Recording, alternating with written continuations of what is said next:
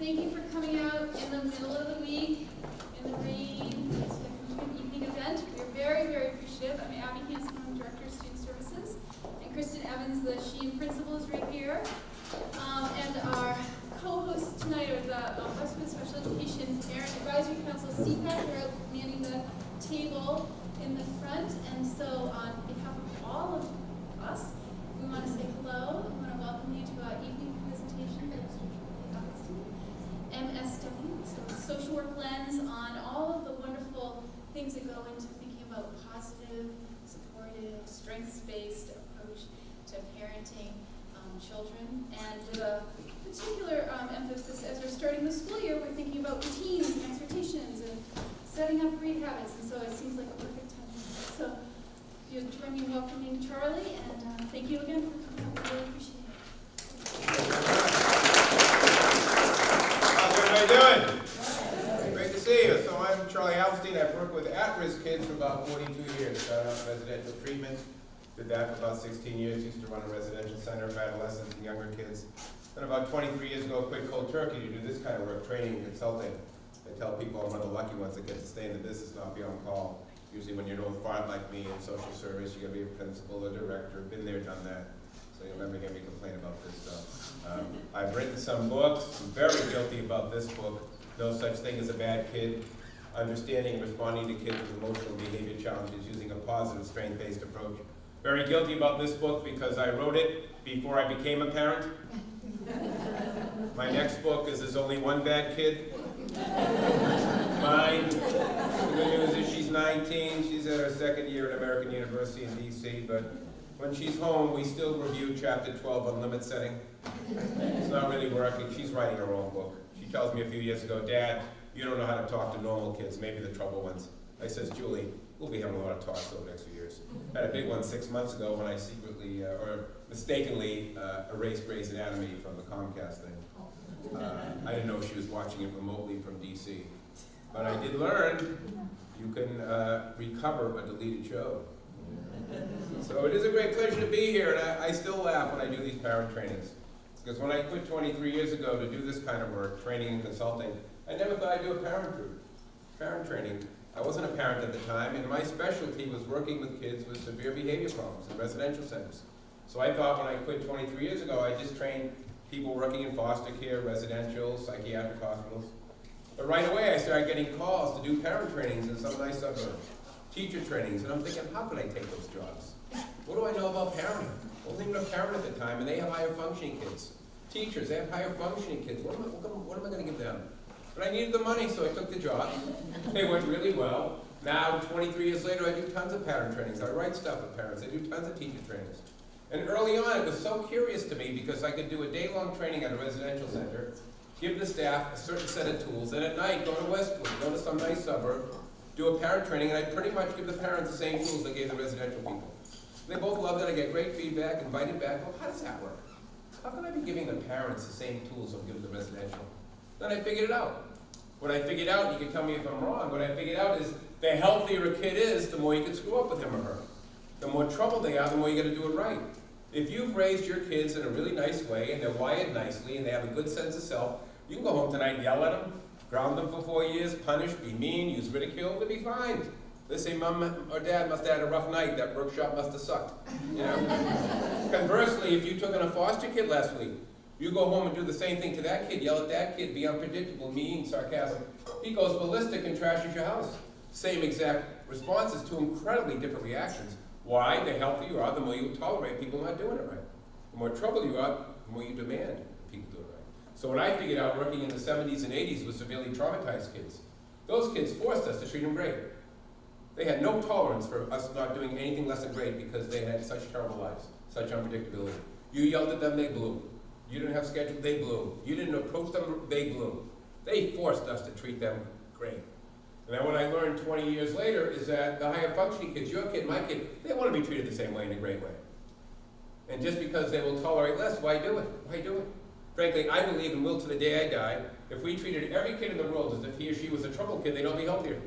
Based on that dynamic, the healthier a kid is, the more you can screw up and vice versa. My wife and I, we treated my 19-year-old daughter from the day she was born until now, as if she's the most disturbed adolescent I've ever worked with. Sometimes I think she's heading there, but there's nothing we've done with her I wouldn't do with a 17-year-old acting out kid in a residential center. From the day she was born, we have routines and structure. What are almost all the experts on parenting saying now? If you have a lot of kids in your house, have a lot of family meetings and really delegate. Who's got the shower when? Who's got the phone? Who's got this? Who's got that? You know, people ask me all the time, doesn't it bug you dealing with acting out behavior your whole adult life? I say, I don't mind acting out behavior, I'm pretty used to it. I'll tell you what bugs me is acting out behavior I should have prevented. If you're having fights in your home around schedules and this, that, you know, people wanting to get into this, that's your fault. You know, more and more families now are having more family meetings and really delegating, coming up with schedules. Who does this? Who's got the shower? Who's got the phone? Who's got this? Who's got that? You know, who's getting the, you know? So with my daughter, we've always had schedules of predictability. That's what you want. And more and more experts are really pushing this as a way to reduce family tension, to really come up with more predictability about schedules and stuff. With my daughter, we try not to yell at her. Whose need is being met when you yell at kids? It's only your need. So my daughter, we always try not to yell at her. With my daughter, we always try and say please and thank you every time we make a serious request of her.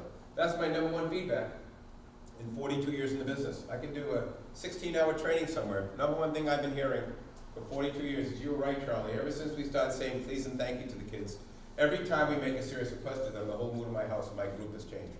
Why is please and thank you my #1 feedback? It's not the social etiquette. Sure, we should model that. It's because everything we say in the world has two components, a content and a message. And kids and you are hypersensitive to the message you send. How fast you approach a kid, the look on your face, the words you start a sentence, all of that can make or break. You're sending a message can make or break an interaction with a kid. And the words you start a sentence can make or break an interaction with a kid. What's your first name? Mary Beth. I can say, you know, Mary Beth, you look great tonight. Or I can say, you know, Mary Beth, you look great tonight. Content was exactly the same, right? But the message was very different. First time, Mary Beth looks great tonight. Second time, you don't want to see Mary Beth on non-workshop nights. I'm telling you right now, you look great tonight. Listen to the difference. Could you please see me in the hallway? Thanks. See me in the hallway. Start your homework. Could you please start your homework? Thanks, man. Like night and day. I've seen physical restraints, serious acting out drop dramatically in homes and programs and schools just by getting people to use right language. The same vein, you don't want to start any sentence with the word you. If it's a request, it's going to come out hostile. You need to move your stuff over there. You need to knock that off. You need to look more interested in this workshop you. That's a W, that's even worse. You want to start with I or we. Hey, I'm a little comfortable, you seem bored already. Think you pretended like the last hour or two? Thanks, Dad, appreciate it. I or we. I challenge you, watch yourself. Watch your spouse at home. How many times you're asking your kids to do stuff now, please and thank you. I or we. Now with a high functioning kid, you can do almost anything. That's what I said before. If you got a high functioning kid, you can boss them with them, probably be fine. But this business of raising kids and working, it's about probability. The better we do, the better they're going to do. And I would argue I and we versus please and thank you. It sends a better message to your kids. You create a more serene household. So my daughter, please and thank you, I and we. With my daughter, we've always used consequences instead of punishment. I don't think a kid should ever be punished. I don't even think adults should. I think consequences make sense. What do you think the difference between a consequence and a punishment is? What do you think? Huge difference. Anybody have any idea? What's the difference between a consequence and a punishment? You give a choice. A choice? So consequence is a choice? No. I'm saying, like, we say, this is your choice, and if you choose to do this, then you have a consequence of this, but you right. can choose not to. Right. But that's a good element, yeah. But you could also make that a punishment. You could say, if you choose to this is, I'm taking your phone away, or I'm doing this. That would still be a punishment. I think what you're right is spelling out for the kid, putting it beforehand. That's what we call pre-correction. Our behaviors will tell you if you warn a kid about a behavior when it's happening, it's too late. So you want to set up, well, look, if you make that bad choice, this is what's going to happen. However, if this is what happens as a punishment, it's still not the greatest interaction. Anybody any thoughts about what's the difference between a consequence and punishment? Punishment sounds bad. Sometimes it sounds bad, it is bad. Yes? A consequence is something that the child has to deal with, his or herself, whereas maybe a punishment is more what the parent is doing. It's kind of related to that. The simple definition is a consequence is related to what the kid did. A punishment isn't. When you punish kids, think about it, you're inflicting pain as a deterrent. So what are you teaching kids? You're teaching them, when I want to control you, I'm going to misuse power. Parents and teachers punish all the time. I was talking to the elementary school teachers today. Now, not this school would ever do that. But what do elementary school teachers do all across America when kids are acting up? What's the number one go-to? Take away recess. Take recess. What does that have to do with anything? You were driving home from this training today and the cop pulled you over speeding and said, excuse me, miss, what's your favorite TV show? What's your favorite TV show? Can't watch it for a year. What?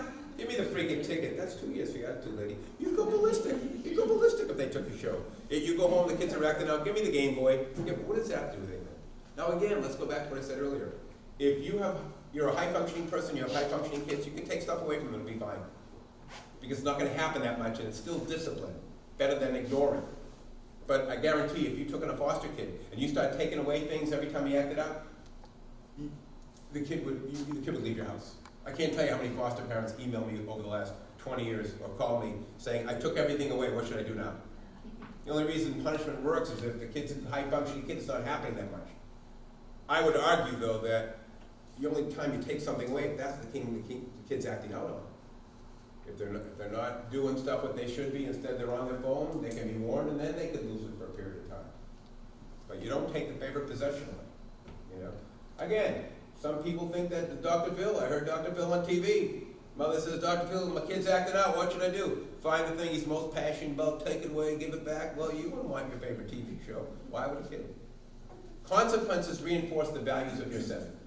If you have a value in your home or your school that says we talk to people with respect, then a kid is really being disrespectful to you, then there should be a consequence that's related to it. Could you please take a break, chill out? Or, you know, that would be like a timeout. I don't like the term timeout, I think it's stigmatizing. I tell kids, if the kids are acting out, hey look, could you take a break, could you chill out? You choose where you want to go. Come back when you're ready to talk to me. Very natural thing. I tell kids if I'm at a meeting at school and I'm getting mad, as I'm a consultant to schools, the principal might say, Charlie, take a walk, come back, that's all it is. So a break is a natural reaction to a kid acting out. As kids get older, I like the consequence of reparation. I use this a lot with my middle school kid when she was that age, you know. It's like community service. When my daughter got to be about 12, 13, and I didn't need to give her timeouts anymore, but say she was a classic adolescent, sassy, rude kind of kid, which she was for a while, you know, every now and then I say to her, that's it, you crossed the line. How you're talking to us took away a lot of the good feelings we have in this house. No TV, nothing until you give something back. So she had to come up with a chore, something nice to do, like community service. I find that very effective for a lot of kids, even younger kids. It's a way of giving back, kind of restore the balance. Remember the first time I did it, I was so mad at her, she was being so sassy. I went in the back room, I created a 2-page rules of conduct. I came and I gave her a copy. I said, let's go over this together. If I come home and I say, hi Julie, how you doing? And I hear anything other than, good dad, how are you? You owe me a 20-minute job. You're gonna give something back for the bad feelings you're creating in the house. If you do it to mom, boom, boom, boom.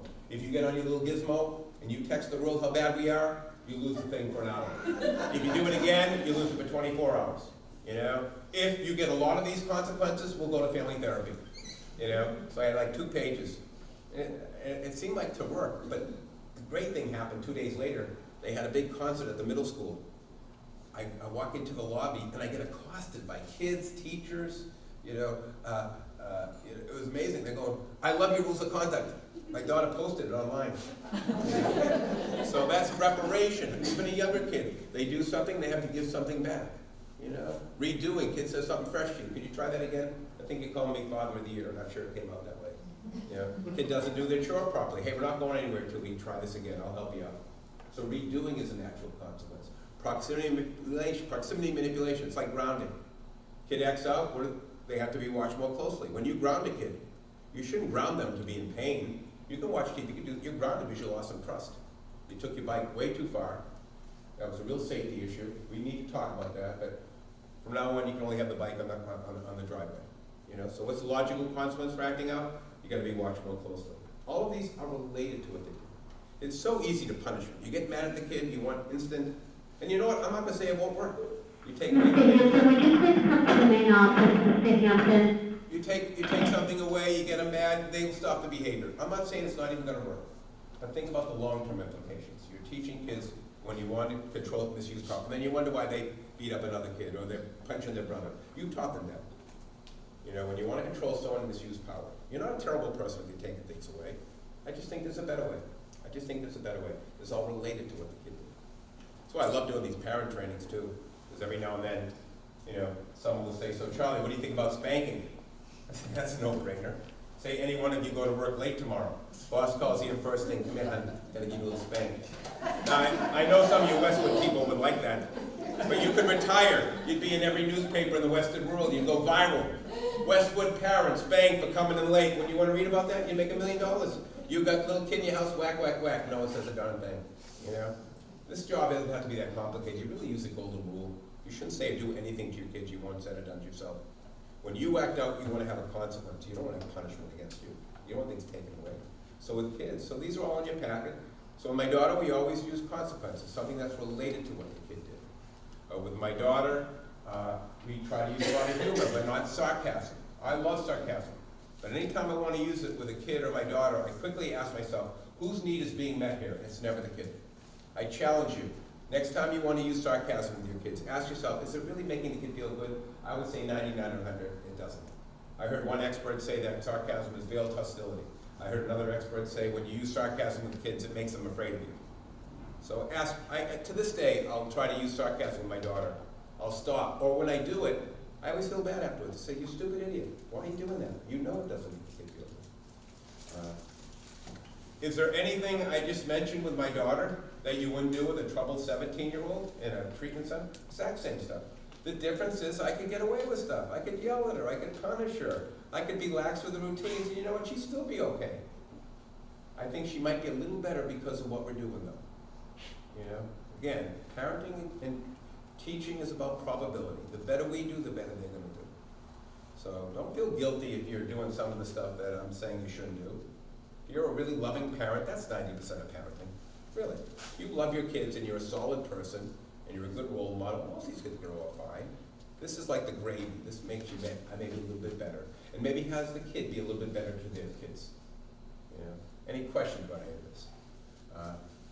So, yes? I have a question. So how did you learn this for school? Is this how you Well, it's very interesting. How did I learn this stuff? When I started working with really at-risk kids in the 70s, they forced us to treat them great.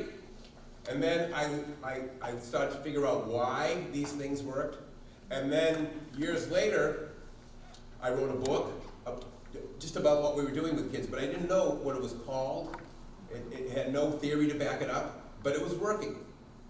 And then interestingly, about 12 years ago, I found out all this stuff I'm giving you tonight, it has a name.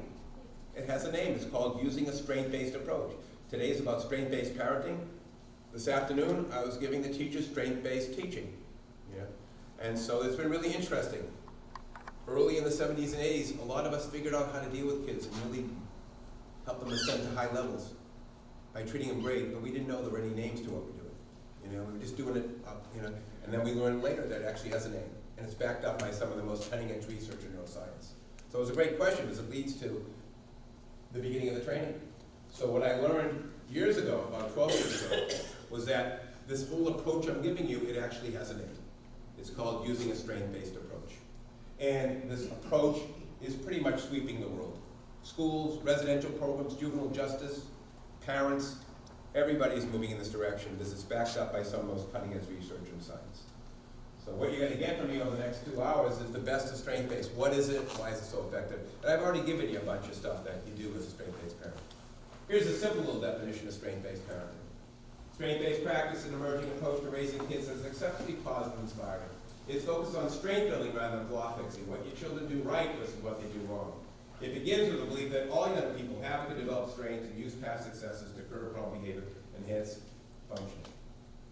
That's a simple definition, but to me, strength-based parenting is really about 2 words: attitude and actions. It starts with the attitude you convey to every kid from the second they're born and then forever that says, I believe in you. I think you're one amazing kid. You're going to make it with me, you're going to make it in life, and I'm absolutely thrilled to be your parent. Now let's get going. And everything you do with your kids, from the second they're born and forever, needs to be an extension of that attitude that says, boy, I look forward to seeing you every day. You're going to make it with me, you're going to make it in life, let's go. And why do you think that's so important? To me, that is the most singularly important thing a parent or a teacher or anybody can bestow on a kid. The sense that you can't wait to see the kid every day, you believe in them unconditionally, and you just know they'll be successful now and in the future. Why is that so important? Because you could have a PhD in psychology. If the kid sense you don't like being around them, don't like spending time with them, don't get excited to see them, they're not going to meet their potential. Yeah. Why do you think it's so important to have this incredibly inspiring attitude? Why do you think? With self-esteem. Builds self-esteem, absolutely. There's so many reasons in addition to that. Let's look at some more in addition to what you just said. When you get excited to see these kids, when these kids know you have their back, it builds a great relationship between you and the kids. And it's through these powerful relationships that kids become all the kids. Almost all the research on discipline now, all the research in schools are saying the same thing. You want kids to behave better, build great relationships with them. If the kid has a great relationship with his parents, he's going to behave pretty well. But the odds are. I heard a really outstanding theorist talk and practitioner a few years ago named James Garbarino. He's like one of the world's foremost experts on kids and violence. He got in front of a group of 1,000 people in Las Vegas and said, we can now predict with almost 100% certainty whether a tough kid with a history of aggression will commit another act of aggression when he or she enters the high school in the fall. If we can look into this kid's life at any moment while they're at the school and see this one factor present, we don't worry about the kid. What do you think that is? You got a tough kid entering Westwood High, has a history of aggression. 3 months later, you look into his life, you see this factor, you go, we're all set. What? Someone who believes in him. What Garbarino said, I love the way he framed it. He says, a tough kid with a history of aggression can wake up every day knowing there's at least one adult at the school who thinks something terrific.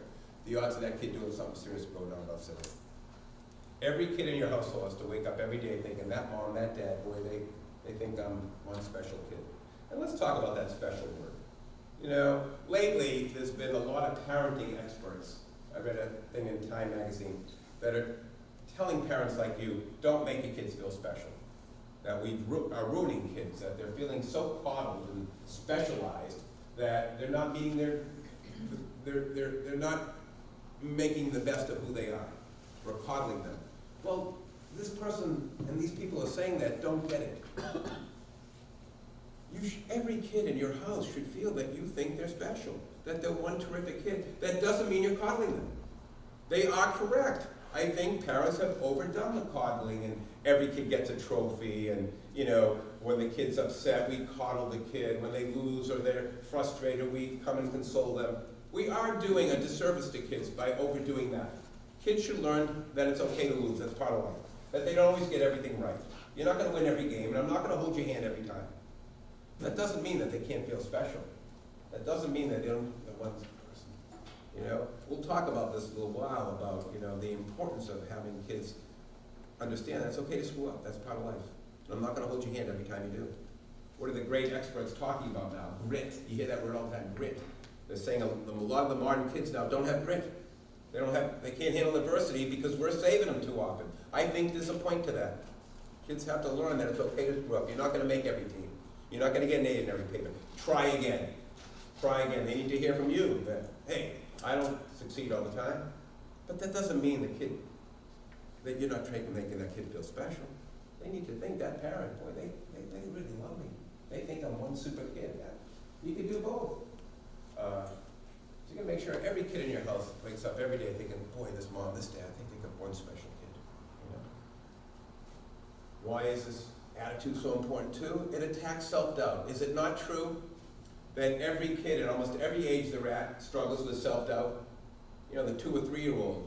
The world's opening up exponentially. It's scary, it's exciting.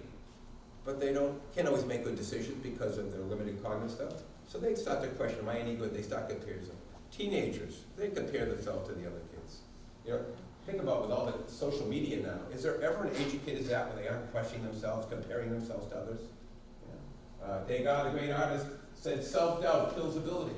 So many kids struggle with self-doubt. Well, what does a great strength parent do? You model for kids that it's okay to screw up, that we all make mistakes, that I love it when you make a mistake.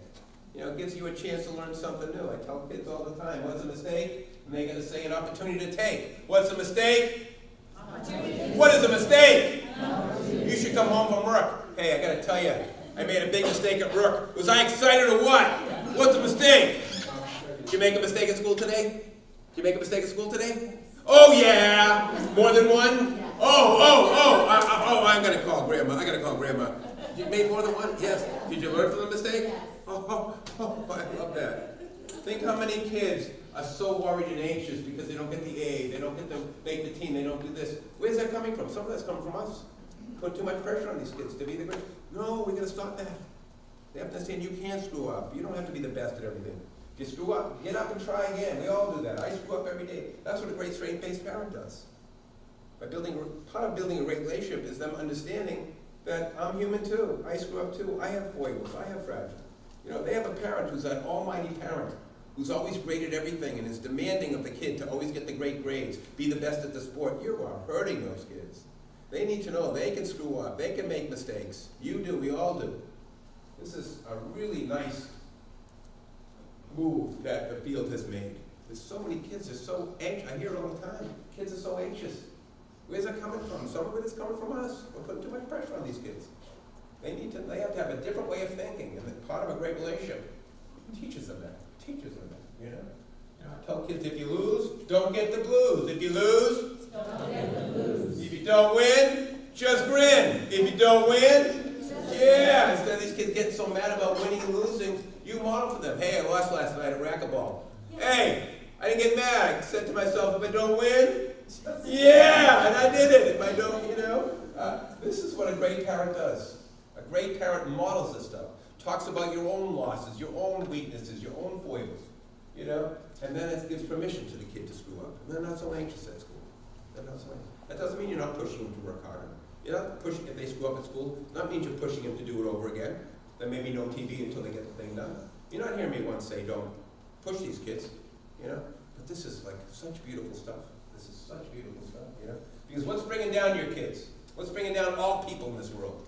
It's not their talents, it's their thinking. If it's thinking, change the thinking. If it's thinking, if a kid gets mad because they didn't make a team or they did something wrong or something, that's thinking. What were you thinking before you did that? Before you pushed your brother, what were you thinking? You're not good, you're not as good as him? What are you doing? No one's good at everything. Big deal. If you lose, don't get the blues. If you don't win, just grin. So when your kids do act out, see that as an opportunity. Say, what were you thinking right before you pushed your brother? What were you thinking before you did it? What were you thinking before you swore at me? That I'm not good at this and that? What are you talking about? No one's good at everything. We all make mistakes. Because you should see almost all acting out as an opportunity to change the thinking that led to the acting out. That's what's so exciting about this business. We can prevent so much behavior by having the right kind of cultures that normalize this kind of stuff. This is what all the experts are saying. Kids have to learn they can fail, they can screw up. It's okay. Now, if your kid is struggling in school at any time, this guy named Sprick, who's pretty much an expert on helping kids function better at school. He says, according to his research, there are two major reasons why kids often struggle at school. One, they don't believe they can do the work, and two, they have no clue why it's relevant to their life. I can't tell you how many parents, I've been doing parent training for about 20 years, and I often do a lot in my hometown. I live in Salem, New Hampshire. I grew up in Newton, Mass. I'm a Massachusetts kid, but I live in New Hampshire because it's cheap. But I've ended up doing a lot of parent trainings in Salem, and I can't tell you how many parents have come up to me and said, your training changed my life. I have a kid who I realized has severe learning disabilities, and we never tested him. I had a kid who has autism. He has Asperger's syndrome. I didn't want to admit it, but I realized after your training that that's why he's screwing up at school. It's not that he can't do it, it's that he's in the wrong class. I can't tell you how many times people said that to me. Anytime you have a student who's acting out, who's struggling in school, one of your first thoughts, can they do the work? Is there something going on here? Is there a learning disability? Is there a wiring issue? What is going on that could be caused? Is he in the right class? All this stuff. The biggest crock in the world is, and will always be, is that kids like acting out. No kid likes acting out. If you could put Trutham into any kid who really acts out and say, who'd you rather be? You the one who's acting out, or that kid over there who's a lot happier, has more friends, they'd always pick the other kid. They're trying to make the best of a difficult situation. Now, some acting out is perfectly normal. The 2 or 3-year-old should act out. If your 2 or 3-year-old isn't acting out, something's wrong. Because the world is opening up. It's crazy, it's exciting and stuff, so who do they take out their nervousness, their anxiety on the fact that the world is open up and they can't always do things right? Mom and dad. If you go into a restaurant, you see a 3-year-old sitting quietly, he's on drugs. Call the police. No 3-year-old should sit quietly. And 11, 12, and 13, that's the same separation, individuation all over. Now they're becoming a young adult. They're thinking about leaving home. Who's their care group? Who do I hang out with? It's the second phase of what we call separation, individuation. And that's where you're going to get a lot of crap from the kids. Because it's the same thing. You're supposed to be there for me. protect me from feeling bad. Now I feel crazy. You know, so that's where a lot of the adolescent stuff comes from. If your kid isn't acting out as an adolescent, you're lucky, because really they should act out a little bit. This is such a crazy time, you know. So make sure if you have kids acting out at school or not being up to the standards you think, what's going on? What could be happening before you start thinking it's the kid's fault, that they're doing it on purpose? For many kids, it's a hidden disability. You don't know it's there. I remember consulting in Newton, the teachers hated this one kid for 2 years. They hated this kid in Newton. Then they found out after 2 years that he could only hear every other word. Do you remember the kid? Oh yeah, that's funny that you're here, because I bring it up all the. Can you imagine how guilty those teachers were? How bad they felt? No kid likes acting out. So always figure out what's going on. And then why is it important to learn? What a gift you could give your kids if they're struggling a little in school, if you make the work interesting. Why is it relevant to learn this? Why is it important to learn this? Try to tie in a subject that they're having trouble with something in real life that would hook the kid in. The best teachers in the world, the best parents are the ones that make the work interesting for kids. I think the number one reason for having this incredibly positive, you can do it attitude, but we all screw up attitude, is when you do have this kind of approach, it leads to the four-letter H word you can't live life without, which is hope. Hope is humanity's fuel. All the experts in the world are saying the same thing now. For kids to make it in life, they have to articulate a future. They have to be able to go to bed and see a future for themselves. Sadly, too many kids who are struggling are worried about the here and now. They can't see the future. One of the great things you do as a parent is constantly talk to kids about the future. I have a technique we'll probably get to in a little while called pause and predicting. You know, where you constantly say, how should we celebrate in 2 months when you had the best 2 months? Who should we call when you've had the best month you've ever had in school? You know, it's so cool. And what the experts are saying now is for kids to make it, they literally have to see the future. They have to talk about, does it take some of the pressure off the here and now? So as a good parent, what you should be doing with kids on a regular basis is constantly asking them questions about their future. They want a big family, small family, what kind of career, what kind of this, what kind of that. I'm constantly doing that with my daughter. It's really been very helpful. It's fun how this stuff is now proven through the research to be effective. You know? In fact, Garbarino, the expert I mentioned, he said recently that terminal thinking, the inability to articulate one's future may be a clue to why some children succeed, why others fail. There it is right there. It's like so evidence-based. Now let me ask you a question. I know I can't raise my hand to this question. Maybe you can. Have any of you ever gone an entire day with your kids and not had a moment or two where you thought to yourself, what the hell do I do here? What the heck do I say now? Have you ever gone an entire day with your kids without a what the heck moment? Without a what the heck moment? I never have. I'm with my 19-year-old daughter 22 seconds and I'm thinking, what would a good parent say here? I go, Charlie, write books, you should know this. How about the next time and every time thereafter for the rest of your career as a parent, you're not sure what to say or do to your kids. You should take a step back with the observing ego, that little voice that talks to you, and say, it doesn't matter what I say or do. 20 years from now, this group of kids, is not going to remember what I said to them on September 16th, 2018 at 7:15 at night. But what do you hope to God every one of your kids remembers about you 10, 15, 20 years from now when they come back to visit? Not what you said any given day, but what? How you made them feel like, hey Ma, remember the week I got suspended for breaking that window at the school? Freaking principal. Remember that week, Ma? I'll never forget as long as I live. Tell my kids about it all the time. The day my suspension was up, you remember? You woke me up, big chocolate milk and 2 cream-filled donuts. He go broke. I said, what the hell you give me this for? I broke the window. I got in such trouble. He said, we made a really bad choice to break that window. Really bad choice. But you're a really good kid. It's time for you to get back to that school and make a good choice because there's nothing you can't do in this world, you know? I watch you. You got hands, you know, you're good with your hands. You can do something that can make lots of money, but you gotta get back to that school so make a good choice. And I got you the donuts for 2 big reasons. 1, to remind you about that. You're a gifted kid. And 2, I love you. I don't want to welcome you back. Get to that school, make better choices. And tell your Ma, I don't think a month's gone by in my life I haven't thought about those donuts. Every time I drive by a DD, I remember what you told me that day. And I come back and tell you, you know I love cars. I just became the assistant manager of the biggest garage in Westwood. And I cleared it with the owner. You can come in for a free tune-up and oil change for the rest of your life. It's on the house, as long as you bring the donuts. For the rest of your life, every time you're in a difficult situation with your kid or a group of kids, you should take a step back with the observing ego, the little voice that talks to you, and say, it doesn't matter what I say or do. I'm going to do the best I can based on my skill level. But the most important thing I bring to this job is my attitude. There isn't a kid in this house that doesn't think I don't have their back, that doesn't believe they can do great things. You know, and that in and of itself is going to change so many kids. Don't worry about the little stuff. It's the attitude. Years from now, they're not gonna remember what you said, they're gonna remember how you made them feel. That you normalized mistakes, that you got excited to see them. You were that solid parent, powerful stuff. Based on everything I've told you, which is so backed up by the research, based on everything I've told you, it's become so clear to me that being a successful parent clearly means being a great liar and a great actor. Does anybody think this job of being a great parent is about being honest with kids? Raise your hand. You lie through your teeth all the time. Oh look, Tom Brady, biggest liar in the NFL. Do I love Tom Brady? Sure, I love Tom Brady. What do I care if he lies? As long as they win Super Bowls, hire the liar. The Patriots could hire 40 serial killers, and they could get to the Super Bowl, and the coach would play all the 40 serial killers instead of benching one of the serial killers in the last game. I'd be a happy guy. What do I care what they do? You lie through your teeth all the time. Saturday, your 9-year-old kid, he's been driving you nuts for a week. He's got an 8-hour visit with his friend planned. Hey, see you later. Text me. I'm going to miss you. I'm going to miss you. Send me a text. I want to know how you're doing. Oh, thank God.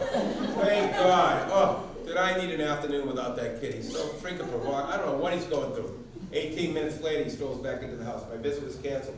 My mother had car trouble. I'm going to be here. What are you supposed to say? Are you freaking kidding me? You're not going to be on the visit all day? You're going to be here provoking me? Why wait, you stupid jerk? That would be totally honest. Not in a million years. Bruce, brother. Oh, I felt so bad. I feel so bad. I know you're looking forward to that visit all week, but I'm kind of psyched. Let me go to the mall. We'll do a little stuff. I'll kill that mother. I'll kill that mother. If these kids know how you really feel, they last a minute. No, I don't like the term lying. I like the term acting. If you're a really good parent, you're going to be a great actor. You can't be up 24/7. I would never say that. But I think as a good parent, you've got to turn it on at certain times. When you come home from work, I don't care how tired you are. You look aside to see your kids. When you wake them up in the morning, if you're there when they come back from school, there are certain strategic times a day I think you turn it on. Because that sends a message to that kid coming home, maybe he had a tough day. No matter what my life is like, Mom's always going to be there with a smile. Dad always gives me the big high five when he comes back from work, because he loved me in life. I can still remember like yesterday. My daughter was like 3 to 6, 3 to 7. I was working crazy hours doing these temp jobs to try and make it as a trainer. I'd be working like these awake overnights and stuff. But I get home, and I would play with my daughter for like 2 hours from like 6 to 8. No matter how tired I play with her. And then I would collapse in the back TV room on the couch. I could, after like 15 hours, maybe no sleep. And every night for 3-4 years, about 8:13, my daughter would come into the back room with my wife right behind her. And my wife would say, Dad, it's Julie's bedtime. And I would then say, who's tucking you in tonight? Please pick me, please pick me. You picked Mom yesterday. I'm going, don't pick me, don't pick me, don't pick me. Please pick me, you pick. And my daughter's such a ham, I wonder where she got that from. She would scan both of us. She'd say, I choose Mommy. Oh, that's not fair, you picked Mom yesterday. Yes, my wife's behind me. But if she ever picked me, and she picked me now and then, I'd jump up, I'd say, oh, great. How about Fluffy? Fluffy tonight. No, Moose on the Loose. No, Olivia, I like the pig. I like the pig. And I remember to this day, I'm walking through the kitchen to get to the stairs, to go upstairs, and halfway across the kitchen, I'd be saying to myself, you're into it. You're into it. Because when you get excited, chemicals get released in your brain. What if the message was, Julie, I'm a little tired tonight, rather not have Mom? What's the message you're sending to the kid when you say, I'm a little tired? I don't think so. I don't want to be with you. I have the ability to turn it on once or twice a day like that. I think that's what separates the great from me. There are times you got to turn it on. That kid needs you. That kid needs to know this, we talk about object constancy in the developmental world. That means they know someone's there for them. And I think this is what really can get into that kid's head, knowing there's someone out there that gets excited to see me, that believes in me, that thinks I'm a little special. I have no issue with that special word. I hate that people, but these kids can have it too, And what's exciting to me, and so many others, and maybe why I'm even here tonight, is that I think almost everything I'm giving you tonight is backed up by some of the most cutting-edge research in psychology and neuroscience. It's a great book out there. I recommend it. It's referenced in your handout. It's called The Happiness Advantage by Sean Acker. He's a Harvard guy. He studies the effects of positivity on kids and adults. Here's some of his findings that back up everything I'm giving you tonight. Positive emotions flood our brains with dopamine and serotonin. Chemicals that only make us feel good, but dial up the learning centers of our brains to higher levels. This is my favorite paragraph in the world. Positive emotions help humans to organize new information, keep that information in the brain longer, and retrieve it faster later on. And they enable us to make and sustain more neural connections, which allows us to think more quickly and creatively, become more skilled at complex analysis and problem solving, and see and invent new ways of doing things. Brain change, once thought impossible, is now a well-known fact, one that's supported by some of the most rigorous and cutting-edge research in neuroscience. Does that not back up everything I'm telling you? Please and thank you. I and we. Not yelling at the kids. Consequences versus punishment. Getting excited to see them. Talking about the future. Everything I'm giving you today is backed up by that paragraph in the middle there. You know? I'm not saying you can't yell, you can't be mean now and then. We're all human. Just apologize. The better we do, the better they're going to do. I yell now and then. I screw up now and then. We all do. That's important for you, the kids, to see that you screw up. But apologize. Apologize. Now, I, of course, took this way too far with my daughter. I created a monster. Early on, I knew this stuff, so I started getting into ratios early on. Julie, I think that's 80% you, 20% me. No, Dad. No, Dad. That's 60 you, 40 me. 50 me. I'm thinking, what am I doing ratios with a 3-year-old? You know? And every now and then I would just absolutely lose it. I go, that's 100% you, and it's not open for discussion. 100% you. And I never really got mad much. So whenever I would do that, she would just shut up. But I noticed something interesting. A week later, almost to the day, we'd be walking together, and I see the little eyes moving. I go, oh, it's coming, it's coming. I go, you need to say something, Julie? Yeah, Dad. Remember last week when we were at the, yeah. I think that was 20%. Okay, fine. She would never go with 100. Yeah. Now, when I first started doing these parenting trainings and then realized I was a strength-based guy, it took me a little while to figure out how the strength-based stuff applies specifically to parents. And a couple things became very clear. One is the yes and no thing. Is there ever an age your kids are at where they're not asking you to do something that's a little out of their reach? The 6-year-old wants to cross the street with a bike. The 10-year-old wants to, go a mile, a walk. This kid wants to do this. Is there ever an age your kids are at where they're not asking you to do something a little, and what do we typically say when a kid asks you to do something that maybe is a little of a stretch? What do we often say? No, ask your father, no. Because we're so busy, we want to get through the day. Now, I'm not saying you can't say no. That would be pretty silly for a parenting guy to say you can't say no to your kids. But what's the message we send when we say no a lot? When a kid asks you to do something a little out of reach and you quickly go no, what's the message you send? I don't think you can do that. You think that's a very strength-based thing? No. That dims that light that spark the kids should have towards being all they can be. I would like you for the rest of your parenting days to think long and hard every time a kid asks you to do something that's a little out. Could they possibly do it? Do they need to practice it a few times, maybe? You know, I had major battles with my wife over the last 19 years, just about yes and no. Could she possibly do it? What if this? I would like to believe we try to answer yes a little bit more than no. But sometimes they have to practice it a few times. You know, the 3-year-old wants to pour the milk. Let them try, but let them practice a few times. You know, one of my favorite emails of all time. I get a lot of emails, but I do a lot of these trainings. It was like 6 months ago. It was one of my favorite. It was so simple, but it's one of my favorites of all time. It wasn't even a parent training. It was a regular old school training. But a guy emailed me later. He says, you know, that stuff you gave me helped me at home. He says, I think I've been too tough on my little kid. Tonight, he poured the milk and he spilled it. And normally I get mad and yell at him.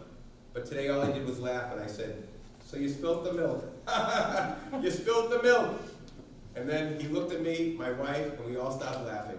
He said it was my favorite moments as a dad. One of my favorite moments as a dad, thank you. So he spilled the milk. Teach him to spill the milk. But the third time he does the milk, oh, let's call Grandma.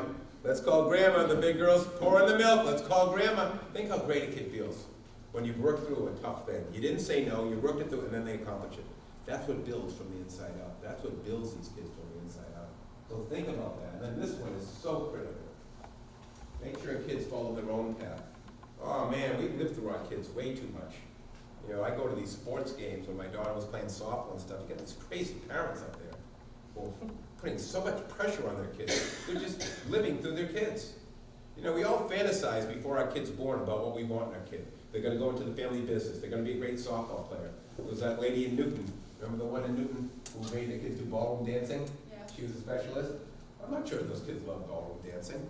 You know, before they were born, they had to be ballroom dancers. You know, I think it should be mandatory that anytime a first kid is born to a mom and dad, they got to go see Billy Elliot and then write a report on it. You know, Billy Elliot should be mandatory. If you haven't seen Billy Elliot, it's a story about a miner. He has an 11-year-old kid, 12-year-old kid. He signs, and his wife's dead. He signs kid up for boxing. Kid doesn't like boxing. He notices ballet being taught in the next room. So he wanders over there, and the instructor says, "Put your leg in the bar." He goes, "What?" It's in England. "Put the leg in the bar." Turns out the kid's a great ballet dancer and loves it. When the father finds out that he's taking ballet, he gets really mad, calls him a wuss, and says, "You can't do it anymore. Boys don't do ballet." He says, "Yes, we do, Dad. I'm not a wuss. I just love it and I'm good at it." He says, "No, you can't do it anymore." Well, he secretly keeps taking ballet. Near the end of the movie, the father catches him in a dance hall with a friend, fooling around. Instead of running home, he proceeds to do this amazing dance around the perimeter of the dance hall. Pliés, flips, all this, and you can see the dad start to cry as he says, "Look at my son. Look what he's doing." He turns around in the snow, runs 2 miles to the ballet instructor who's secretly teaching him, and says, "Get him an audition at the Royal Ballet." And the next day, the father was a miner on strike, and he broke through. He became a scab to get money for them, and his son pulled him off. But to me, that's what parenting is all about. If I had a son, before my son was born, I would have dreamt about him being athletic. Softball, because I'm a sports guy. We would have been playing softball, all this stuff. If my son was born and he was clearly effeminate and wanted to be a ballet dancer, that would have been upsetting to me, no question, because that's not my fantasy. But as a good strength-based parent, I would have said, "This is who your son is, you're gonna love him. You're gonna make him feel good, and take him to ballet if he wants. Help him be all he could be. Let go." Oftentimes, being a great parent means you have to mourn the loss of the kid you wanted so you can say hello. In fact, there's a great book out there, "Love the Kid You Got, Not the One You Wanted," by Nancy Davis from California. I think I referenced it in your packet. That's great parenting. In the clinical world, we say you can't say hello to anything until you say goodbye. If you gave birth to a kid with autism, some kind of neurological issue, Down syndrome, whatever, that's not what you wanted, maybe. That's okay to feel that. But before you could say hello to that kid and embrace that kid and help them be all they can be, you might need to mourn the loss of what you wanted. When people die, you go through stages of grief: shock and denial, anger, sadness, acceptance. Some people are not welcoming their kids who have any kind of issues because they haven't said goodbye to what they wanted. I was at my store 3 years ago. Guy grabbed my arm. I go, "What?" He says, "I'm the local football coach here. I don't know if you know me." I said, "Hey, I've seen your name." He says, "Thank you for that training. Thank you." We gave birth to a girl with Down syndrome 7 years ago. I really was not embracing her. Your workshop helped me so much to say goodbye to what I wanted to love. It's still not there 100%, but it's so much better since I went to your training. Part of being a great parent is figure out what did you want, and what are you going to let go? What are you going to say so you can welcome your kid? You're all probably very educated people. You want your kids to go to the best college. What if your kid wants to be a mechanic? He loves cars. For some of us, that would be so hard because what are the other parents going to say? What are they going to say if my kid's a mechanic? Hey, if your kid loves cars and he's really adept at that, then you help him be the best mechanic. They help with everybody else. Because what are you going to do, push him into a 4-year school? Even though that might be better for him, but that's not his happiness. This is what parenting is all about. Kids have their core strengths, their abilities, their talents, their passions. And the great parents let the kids go down that path. I'm not saying you can't push the kid a little bit. I signed my daughter up for softball, even though she hated it. It was because I love softball. I went against everything I'm telling you. She was pretty good, but she hated it. I paid her to go 1 more year. And she hated it. I said, "Julie, I'm such a stupid parent. I'm going against everything. Quit right now. Quit right now. I'm so bad. I'm terrible. Bad Charlie." But you can't sit on the couch and text all day.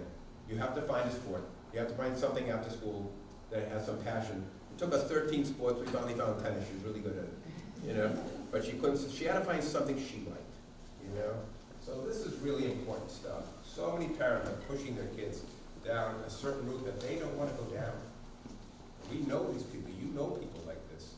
Or parents who live through their kids. They have to win. They have to be the best, which is going against everything we said. So think about this stuff long and hard. You want your kids to be happy, be all they could be. Let them be who they are, not who you wanted them to be. Now, the flip side to this positive stuff is equally as important.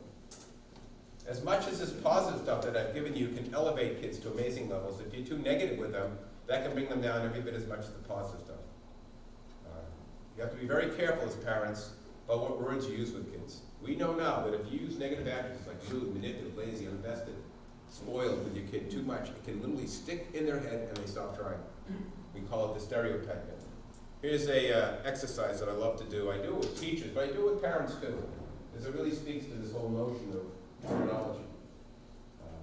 Let's say you're working at any school, and you get a call from the principal, and she says, you know, you have one opening in your class? Well, we just got 2 kids referred. Both are borderline for our setting, but somehow both made it in a public school setting. Let me give you a thumbnail sketch of both kids. You tell me which kid you want to take, and we'll go with it, no questions asked. First is a 10-year-old girl with horrific scars up and down her forearms. Horribly abused by a step-parent many years ago. He literally held her arms down the stove a couple times. He's been in prison, he's out of the picture. She's a really hurting kid, and acts out of her life. But the really good news is that after fighting it for years, she's finally agreed to go into therapy, and she's finally in therapy, letting out her stuff. Real big development, but a tough kid. That's the first kid. Second is another 10-year-old that just got booted out of a foster home a couple counties over. She's now in one near us. She's described by the former foster mother as the most passive-aggressive, obnoxious kid she's ever had. She's very big. She has horrible hygiene that she flaunts, gets in people's faces, rude, demanding, mean-spirited. Mother said she's the most despicable, angry kid she's had in her 30 years of foster care. Couldn't wait to get the kid out of the house. That's the second kid. You got to tell me in total honesty, if you were a teacher and you had to pick between those 2 girls, who would most of us pick in total honesty? The burn kid or the other kid? Most of us would pick the burn kid. Almost 99% of the people say the burn kid. Why, why do you pick the burn kid? Easier. She's over the hump, into therapy. She doesn't stink like the other kid. Would everybody agree she'd be easier? Why do you have to take the toughest kid? You already got tough kids. Well, here's the scoop. I just described the same girl.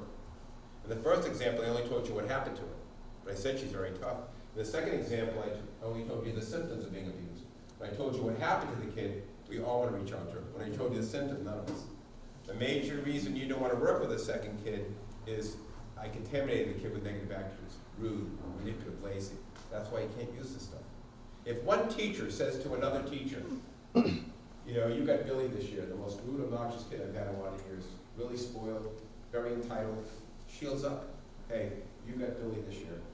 His parents got divorced last year. He's kind of shaky right now.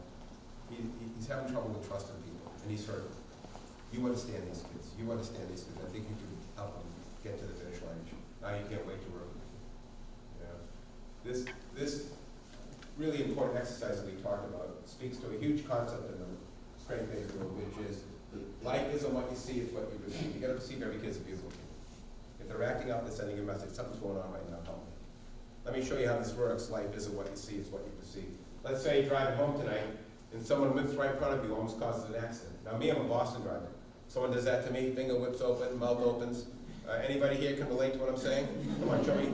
Why do you sometimes give the finger and swear at someone who cut you off? You don't? I do. Any humans here? Occasionally? Thank you. Why do you sometimes give the finger and swear at someone occasionally who cut you off? Would it be safe to assume there's a cause and effect relationship? Is the cause of your finger in your mouth the car cutting you off? Because I've seen you. You seem like a serene guy. You don't walk around like this all the time, right? Right? So would it be safe to assume there's a cause and effect relation? Sure. The cause of your finger? Sure. Here's an interesting answer. No cause and effect relation. You do not give the finger because the person cut you off. We're going to give you a second chance, so it's a mistake opportunity. Life isn't what you see, it's what you think. It's what you perceive. Now tell me why I give the finger. Guy cut you off, you think he's a what? Freaking guy. Think you own the road, bud? The reality, you made that up, right? Because you don't know the guy. What's your first name? Yeah, sure. Say the next moment someone cuts you off in traffic, just as your finger starts to merge, your mouth starts to open. God sends you an email to your brain. Trevor, this is God. Remember me, son? Man's on the way to the hospital. His wife's died. He may not make it in time. Would you give the finger? I would. I'm sociopathic. You gotta see every kid's good. If you have kids who are acting out, driving you nuts, you gotta say, where's this coming from? Is it developmental? Is it sibling rivalry? Is there an issue at school? Are they getting picked on? Why would a good kid push my buttons like that? Life isn't what you see, it's what you perceive. The major reason you don't want to work with a second kid is I contaminate the kid with negative attitudes, rude, manipulative, lazy, uninvested. Bottom line, be really careful about using such words with your kids. If they hear it one too many times, they can take it on. We actually have a term called the stereotype myth. I thought Malcolm Gladwell invented it, but when I rewrote my book, I couldn't find that he said it, but it's a great term. What it speaks to is if a kid hears a negative attitude, they can take it on and stop trying. Red Pollard was the jockey of Seabiscuit. Do you think he would have had a pretty good life riding Seabiscuit to international fame? No, he battled alcoholism his whole adult life and died much younger than he should have. According to his daughter, who was interviewed on PBS when the book came out, she said, "We know what happened to my father. When he was a young kid, the whole country was in depression. Everybody's out of sorts. A teacher he really admired was going through a rough time and said to him one day, "Pollard, you're a loser, and you'll always be a loser." She said those words hard to my father the rest of his life. Be really careful about the words you use. The bottom line is almost all negative words come from a good place. You know, kid who's obnoxious, they may, you know, a kid who's obnoxious sometimes pushing people away because they can't get close to somebody because they're afraid. And that's not going to be your kid classically, but a lot of troubled kids that are obnoxious to push people away because they can't handle intimacy, because they've been hurt before. You know, rude. Sometimes I work with rude kids who've been neglected and they're rude to make known. You know, resistant. Resistant is my second greatest pet peeve. I don't think I've met a kid who's resistant to anything. Mostly they're cautious. You know, you show me a kid who's resistant to something, I'll show you a kid who's cautious to something. The bottom line, almost every negative adjective comes from a good place. Your job as a parent is to maybe take a step back when a kid is acting one of these ways and think, where's this coming from? Where's this coming from? I remember I came back from a very long training trip, the longest I ever had. It was about a week and a half I was away from home. My daughter was about 11 or 12, and she was so rude to me that my first night home. And I'm taking her, my wife's saying, "Why are you letting her talk to you that way? Why are you letting her talk so rude to you?" I said, "I think that's a way of saying she missed me." She's a young adolescent, she can't tell me that she missed me, that's not cool. So by being rude to me, she's saying, "Dad, I missed you, don't go away so long." "Oh, that's stupid. Don't give me that psychobabble. I'm not one of your kids. I didn't even think about you. I wish you were still out." "Wow. Wow. You miss me that much? You thought about, oh, this is so stupid. I don't want to hear this anymore." "Wow, missed you too, kid." She storms off. My wife looks at me. "I can't believe you let her talk to me that way." I think I was right, but I could have been wrong. I'll never forget, an hour later, I'm bending down to get an apple from the refrigerator. I feel an arm on my shoulder. It's my daughter. I turn around, she says, "You were right, Dad." Yes, yes. Almost any negative behavior can be reframed. The kid who cheats. "Hey, I'm glad you want to get a good score." "I'm glad you want to get a good score, but you're way too smart to take the shortcuts. We're going to do some extra work tonight. I'm glad they gave you the consequence. But before you get mad, you know, sibling rivalry. Hey, I'm glad you have sibling rivalry. That means you want more of my attention. That's a good thing. But what's a better way to get it? What's a better way for you to get it?" Almost all negative behavior comes from a good place. A great parent, a great teacher can decode behavior and figure out, why is a good person doing this? Why is a good person doing this? I had a high school kid come back from one of my residential centers one day. He's a very rude kid, he's a terribly neglected kid. He says to me, "Guess what, Charlie?" I said, "What, Jay?" He said, "The secretary at Nashua High told me today I'm the first kid in 30 years to get under her skin." I said, "Jay, that's fantastic." I said, "Think about that. For 30 years, kids were booted out of class. They go down to the office, they provoke this little woman and you. You're the only one in 30 years to get under her skin." I said, "What an amazing ability you have to affect people." I said, "The problem is this great talent of yours getting you in trouble, hurting people's feelings. We got to think of a way for you to use a skill that will help the world, help people." So we discussed it for a while. We figured out he'd be a great talk show host. People love him or hate him, but they'd have to tune him in. He walks away feeling great about himself, knowing there's a skill there. Oftentimes we understand, refrain, squeeze. This is a challenge for you. It's a challenge I'm putting out to you. When you got some of these difficult behaviors, try to decode them. Where's this coming from? And get to that first before you deal with a kid. Reframing is such a way to connect with your kids. You know, I've literally seen kids and adults change almost overnight when I took a negative behavior and turned it positive. You know, and then maybe still hold the kid accountable and stuff like that. In your packet, I have all these words. I have the refrain. Practice that. Try to build that in. It's such a wonderful way to connect with people. Oh, roadblock. I had a kid in Newton at the cabin. He was struggling so bad. He was a fourth grader. He had profound learning disabilities. He was being singled out by the teacher and the kids. He was a heavyset guy. He was on this elevated ramp in the room, way away from the other kids. He's like the Hunchback of Notre Dame, and he felt so terrible because he had such profound learning disabilities. I wasn't making any progress with him. I was late to see him one day. There was a roadblock between the two schools. I said, "Chris, I'm sorry I'm late." There was a roadblock. I go, "Oh my God, Chris, you don't have a learning disability, you got a roadblock." I said, "Every major city in America has roadblocks, yet people get to work on time every day. Why? Why do they get to work on time every day when you know there's a roadblock? You find a different way or you leave a little earlier." I said, "Chris, that's all you have. You don't have learning disabilities, you got roadblocks." Some of the richest people in the world have your roadblocks. They find a way around it. That changed his life. He was literally a different kid from that second on. Happy-go-lucky kid, doing the work. I'd see him in the middle school years later. He'd go, "You still using that roadblock thing, Miss Day? I want money for that. I want money for that." You know, amazing stuff. This is amazing stuff, because what are we saying in the strength-based world? Every one of your kids is amazing. If they're acting out, don't be so quick to react. Where's it coming from? See if you can reframe it. Doesn't mean you can't hold them accountable for it. You know, and what this has to, you know, what this has to do with what we're talking about now is self-perception.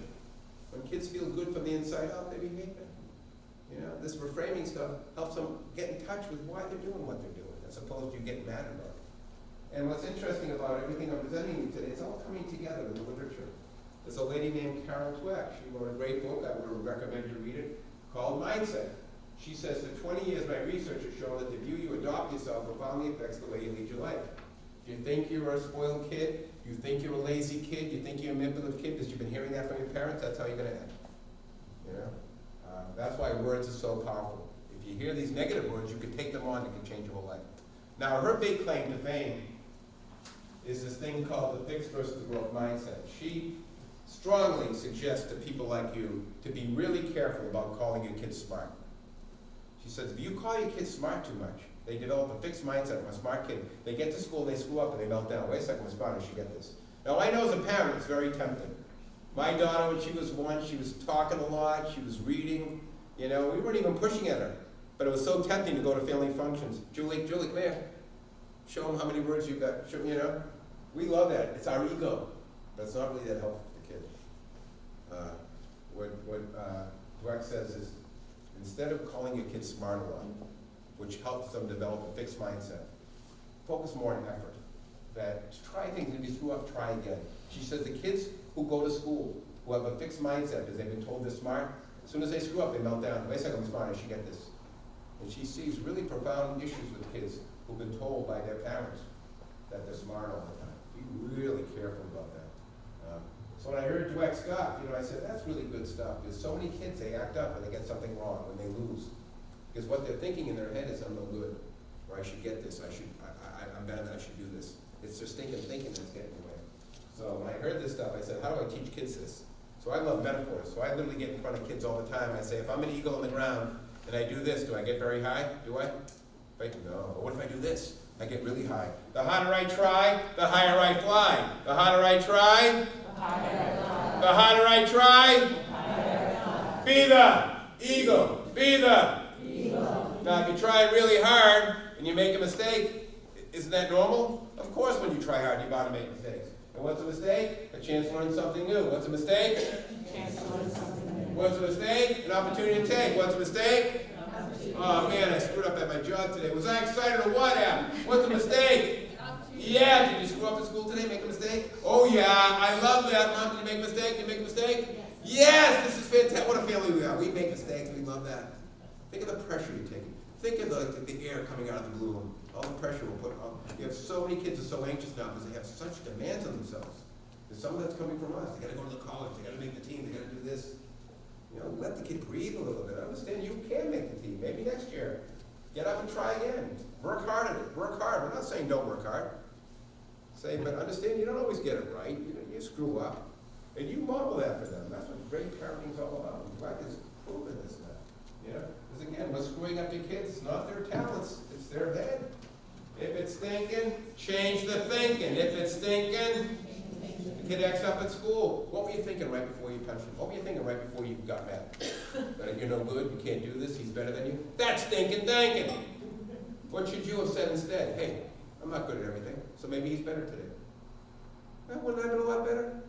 So use mistakes as opportunities for kids to get some of this terminology down. What a gift you give kids that they can think this way from the earliest ages. Now, Dweck was wrong about the smart thing. You never call your kids smart, they grow up thinking they're dummies. You can call your kids smart now and then, teachers can. You just got to define it. You're smart, of course you're a smart kid, but you're smart enough to know that you don't know everything, it's okay to ask for help. You're smart to know that if you're not sure how to do something, it's smart to check out what others are doing. You don't always have to get it right yourself. You're smart enough to know that sometimes you need to learn how to learn first. But you are smart, absolutely capable of learning a great deal and becoming successful. So you can't call kids smart, but put it in context. Powerful stuff. I might put something like this. If you've got a kid who's really intense, put this on the refrigerator. When Michael Jordan was playing, he said, I missed more than 9,000 shots in my career. I've lost almost 300 games. 26 times I've been trusted to get the game-winning shot missed. I failed over and over again in my life. That's why I succeed. Is that beautiful stuff? Is that beautiful stuff?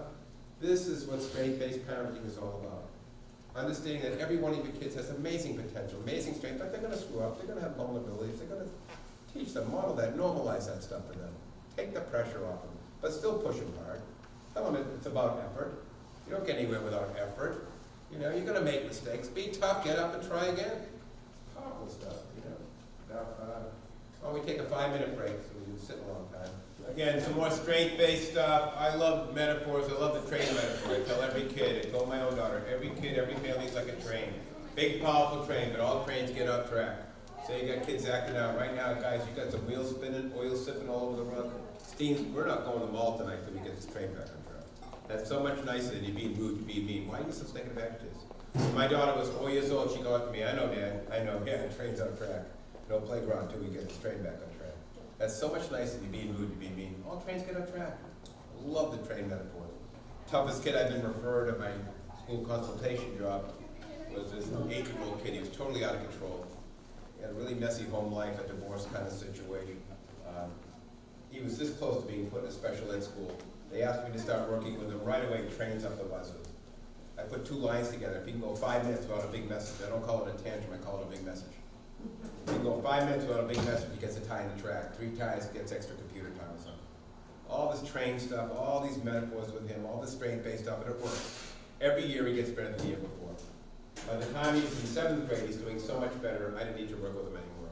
Guidance staff from the middle school called me up and said, hey, nice job. He's okay. He has hiccups now and then, but he's doing okay. You don't need to see him anymore. Why don't you take him out one last time and say goodbye, reminisce. I said, okay. So I got permission from his mother to take him out for a pizza for a final visit after 3 or 4 or 5 years. I took him out. We had a great final session. I drove him home. It was the last time I ever saw him. Right before he leaves my car, he looks at me and says, hey, Mr. A. I go, yeah. He says, I've been thinking a lot about that train thing you've been talking about all these years. I go, really? I think a 14-year-old thought much about trains. I said, well, what have you been thinking about? He says, I've been thinking that when you and everyone else started working with me, you put a lot of coal in my engine. But when the coal ran out, I'd act out. He says, I've been thinking lately, maybe it's time for me to put the coal in. Is that one of the greatest things you ever heard in your life?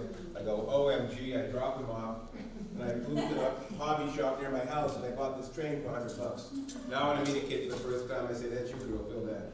It's heavy, isn't it? She goes to go. I'm not saying you're heavy, I'm saying you got something, but you're going somewhere. Right now you got some wheels spinning, steam coming, we just gotta get you back on track. That's all, back on track, Jack, say it. Back on track, Jack. Everybody, back on track, Jack. You know, I walk through schools with a 10-pound bag. I see a kid down the hallways, know he's having a good week. I go, hey Abby, heard about the quiz in Spanish yesterday, kid. You're bringing that train to the station. You know, the kid's really doing good. Then I go, oh yeah, oh baby, look what you are doing. What's that kid thinking about when he goes to bed at night? That crazy mom, that crazy dad puts out the whistles and stuff like that. All kids are like trains, big pop, we all get off track. That's a straight-based thing. We all get off track. We all make mistakes, just get back on track. I'm bad, I'm stupid, I can't do this. Yeah. And I mentioned to you before how incredibly important it is to talk to kids about the future. I came up with the term positive predicting. So I'll say to a kid, how should we celebrate? Who should we call? 10 years from now, you know, boom, boom, boom. You know, as it says here, when you talk about the future in truly positive terms, you make any of that outcome more possible. When it's more possible, it becomes no problem. You know, I was trying to teach my daughter to bike ride. She had fallen a lot the year before. Right before I go to push her the second time, she's giving me all the slip because she's so nervous about falling. So I said to her, Julie, she goes, what? I said, which 3 people should we call in 2 minutes to give them the big news that you're now a bike rider? I mean, it's going to be really exciting. Who should we call in 2 minutes to tell them you're not riding a bike? I said, my friend Allie first, then Grandma Tybee, then Nana. I go, what? You can't call my mother second. You know Grandma Tybee. She's the big cheese. You call my mother first. No, I want to call my friend Allie. She was riding last year. Oh, come on. Call my mother first, please. No, fine. See if I care. 2 minutes later, she's riding the bike. You always talk about the future like it's a done deal. Now, there's a guy named Rick Miller who said he studied for 7 years what makes kids successful. Then he started this big group in Arizona called Kids at Hope. He's doing amazing stuff. His third big thing was children succeed when they can talk about their future in 4 areas rather than 1. Home and family, education, career, community service, hobbies, and recreations. You know? So what he recommends for parents and teachers is constantly ask kids questions that fall into one of those areas. Like, do you think you'll attend a trade school, junior college, 4-year school? What professions do you lead towards? Do you think you'll travel out in your Where might you go? Big family, small family? We help you get through the homework. Would you prefer to live in a big city, small town? What kind of hobbies do you have in Will you be generous and give your time, money, those needs? Always talk about the future. I told the teachers today, every one of the kids in the school should create a business card about what they're going to be when they're older, and put them on the wall, and put future leaders in Westwood. And point to it every now and then. Hey, this is why I'm pushing you today, because you're going to be an architect. You're going to be a policeman. You're going to do this. You know? Then have every kid sign a contract. When they get their first business card, they got to mail it back. Or put a diploma on the wall. Every college, you can download the diploma, put their picture on a diploma and say college-bound kids. You always want to put the cart before the horse. It's such an amazing technique. It's so wonderful. When I first learned this stuff, my daughter was like 5 or 6. When I started picking up Miller's stuff, and we were driving to do our taxes one night. And I said to my daughter, I said, hey, Julie, what do you want to be when you grow up? She's 5 or 6. She says, I've been thinking about it, Dad. Really? I said, well, what are your top 3? She says, well, I'm thinking first maybe a lawyer. I like arguing. I think I could be a good lawyer. I said, hey, you know, I think you could be a really good lawyer. You do good in school, and you argue very well. What's number 2? She says, maybe teacher, Dad. I love school. I think I'd like to be a teacher. Wow, Julie, I'm impressed. What's number 3? She said, motel pool cleaner. What the hell? Motel pool cleaner? Where'd that come from? Why would you want to be a motel pool cleaner? She gave me a great answer. She said, because they need to be cleaned. Okay? Thank God she's not going in that direction.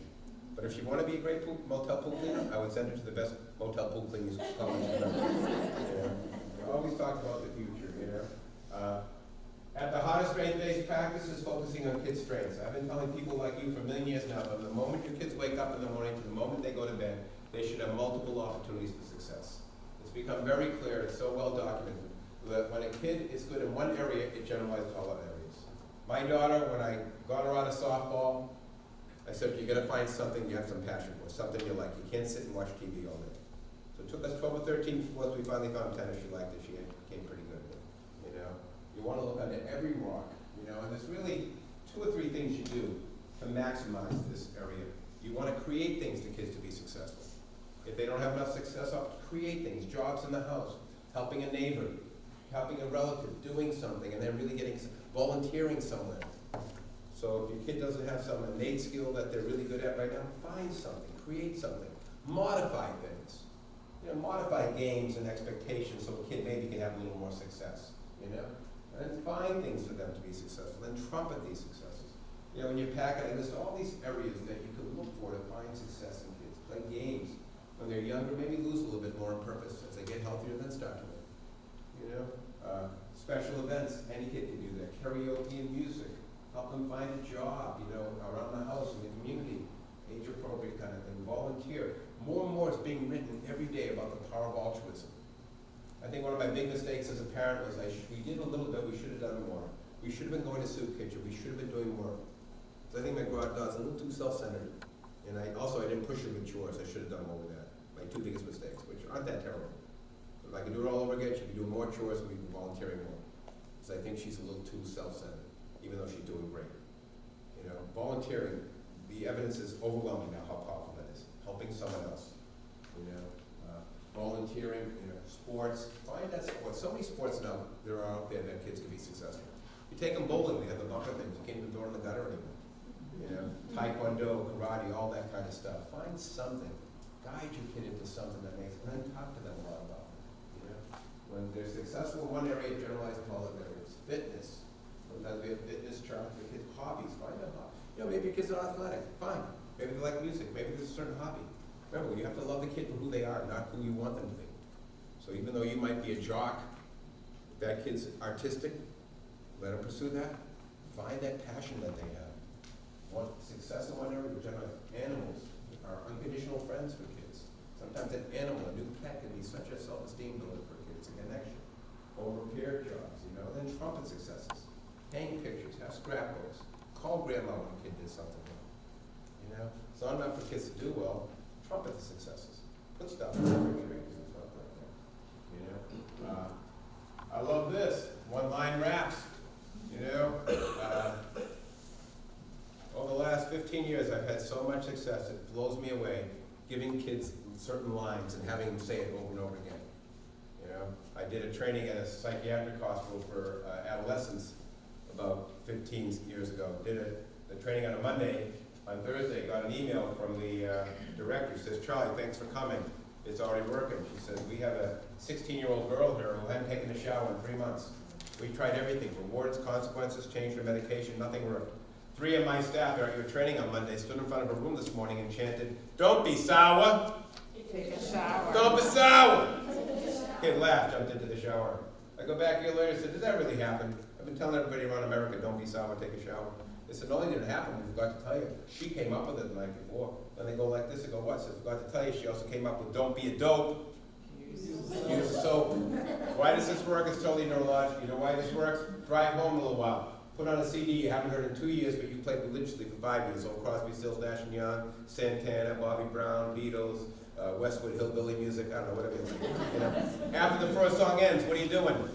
You're humming the next one. You couldn't possibly tell me the second song in any album, it's right there.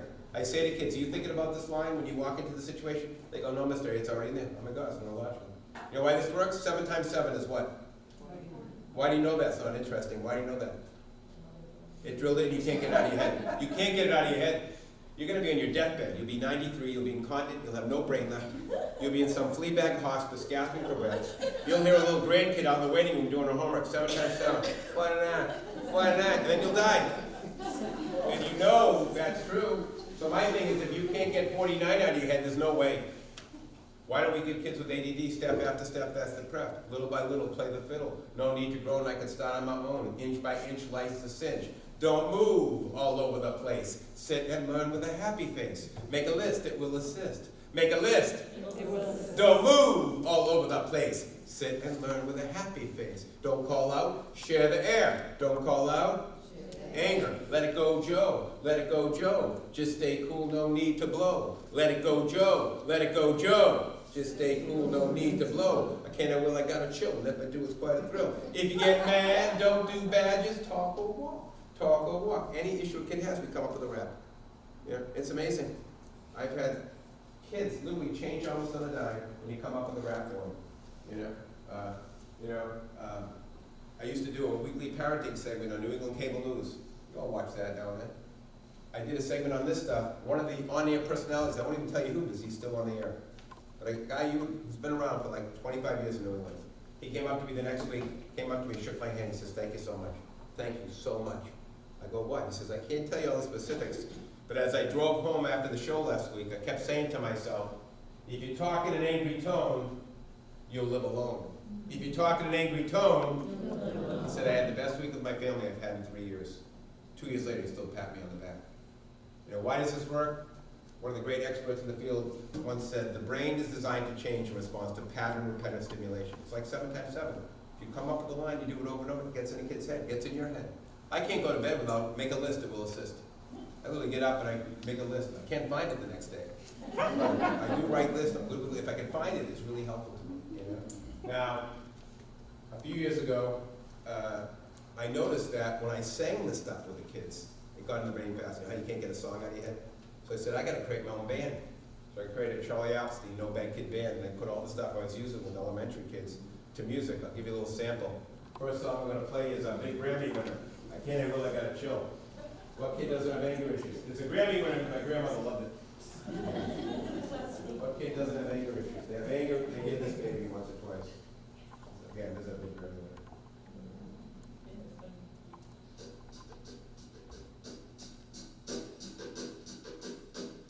Staying in control is always the goal. Don't blow like a bomb. Just try and stay calm. Try and stay calm. Tell yourself that you can do it. When it comes to anger, you'll get through it. Enjoy it when you get the birds.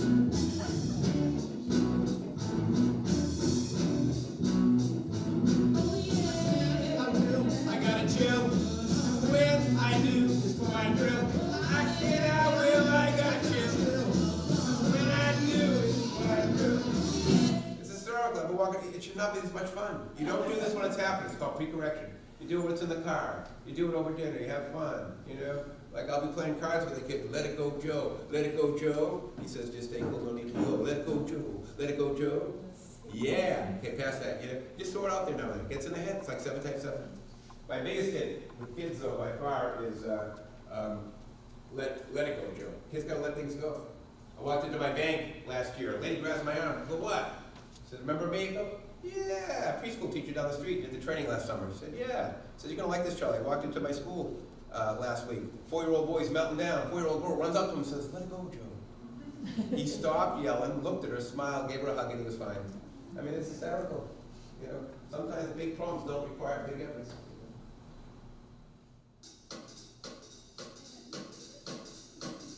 Sometimes we get so mad we can't let things go. And small things can grow and grow. Small things can grow and grow. So what do? To make it through, I'll tell you what to do. Sing. Let it go, Joe. Let it go, Joe. Just ain't cool, no need to blow. Let it go, Joe. Let it go, Joe. Just ain't cool, no need to blow. Did you yell in your face or kick your in your space? You lose your word and friends call you a jerk. What do you say? I'll tell you. Everybody! Let it go, Joe. Let it go, Joe. Just ain't cool, no need to blow. Let it go, Joe. Let it go, Joe. If they hear it over and over, it gets in their head, they start using it. It's part of their brain. You know, I was using this stuff for about a year or two, and I didn't know if it worked with like even 10, 11, 12, 13-year-olds. And then I got a call to go over to one of the middle schools in Newton, that this 6th grader was destroying the resource room teachers. He hated them. He was so rude to them. He hated being there. He had some learning disabilities. I said, what's the name of the 2 resource room teachers that he's being so mean to? They said, Mrs. Mulford and Mrs. Mucci. And Mrs. Mucci hates him so much he's thinking of quitting. So now, he was a very rich kid, came from a really affluent family. I went to the house, they had marble everywhere, so they were really to-do family.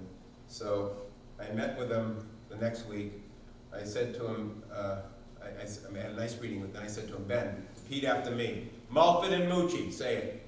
Mulford and Mucci. Treat like Gucci. I'll do the first half, you do the second half. Mulford and Mucci. Treat like Gucci. Mulford and Muccia. Treat like Lucia. Mulford and Mooch. Treat like Gooch. Mulford and Mooch. Mulford and Moochie. Mulford and Moochie. Mulford and Mooch. Mulford and Muccia. Treat like Lucia. Mulford and Moochie. Treat like Gucci. Mulford and Moochie. Mulford and Moochie. I wrote it down for I said, I want you practicing it. A week later, I got an email from the assistant principal at, he said, what'd you do to this kid? He's been a saint all week. Mulford and Mucci cannot believe how nice he is. And he goes 6 weeks without any disrespect, after being horrendous. After this, and this is when I first started using this stuff with little kids. I said, hey, can I ask you something? He says, what? I said, when you walk into that room, are you thinking Mulford and Mucci treat like Gucci? He goes, no, and he points at his temple. It's already in there, Mr. A. That's when I started using it for all kids now. It's amazing. It's not going to work with every kid, but when it works, it's so beautiful. And it works on you too. So it's 7 times 7. We have a brain. This is why it's strength-based stuff. You have a brain, it can be rewired.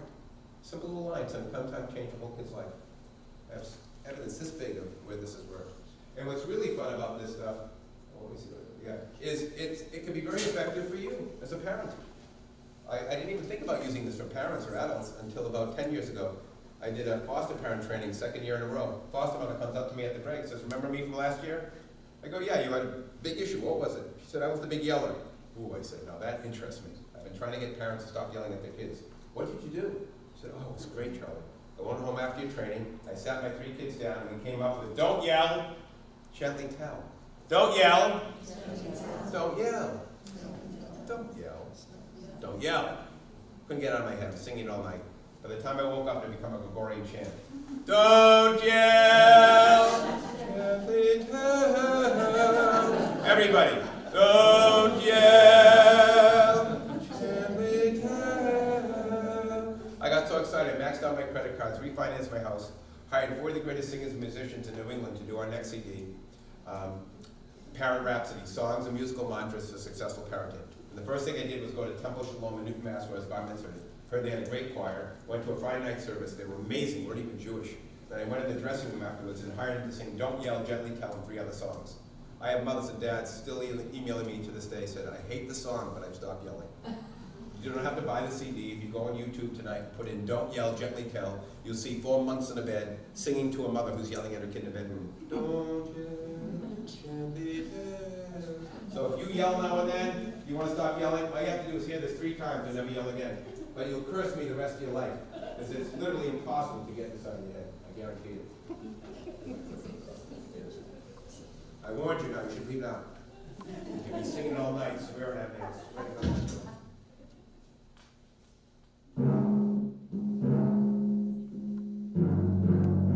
Hey, I warned you. You won't get it out of your head. Now I bring in the 30 trumpets.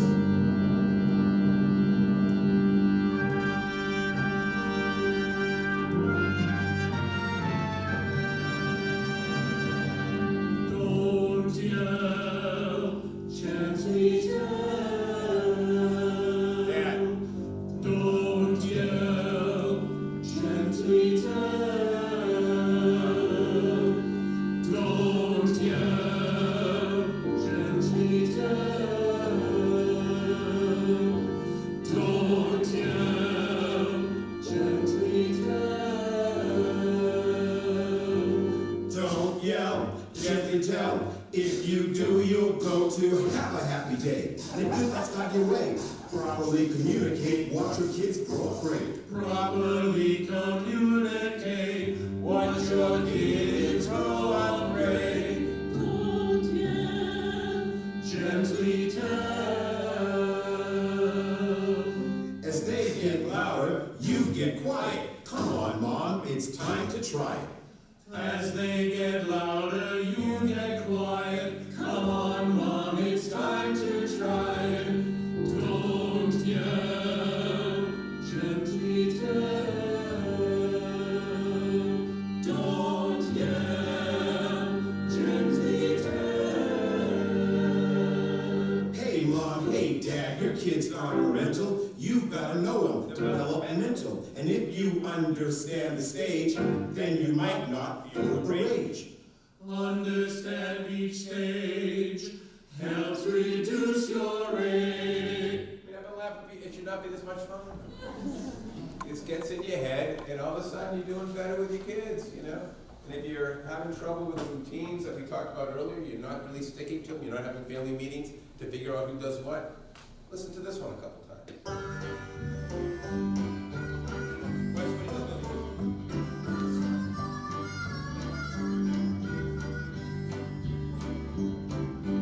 Dinner at 6, shower ready.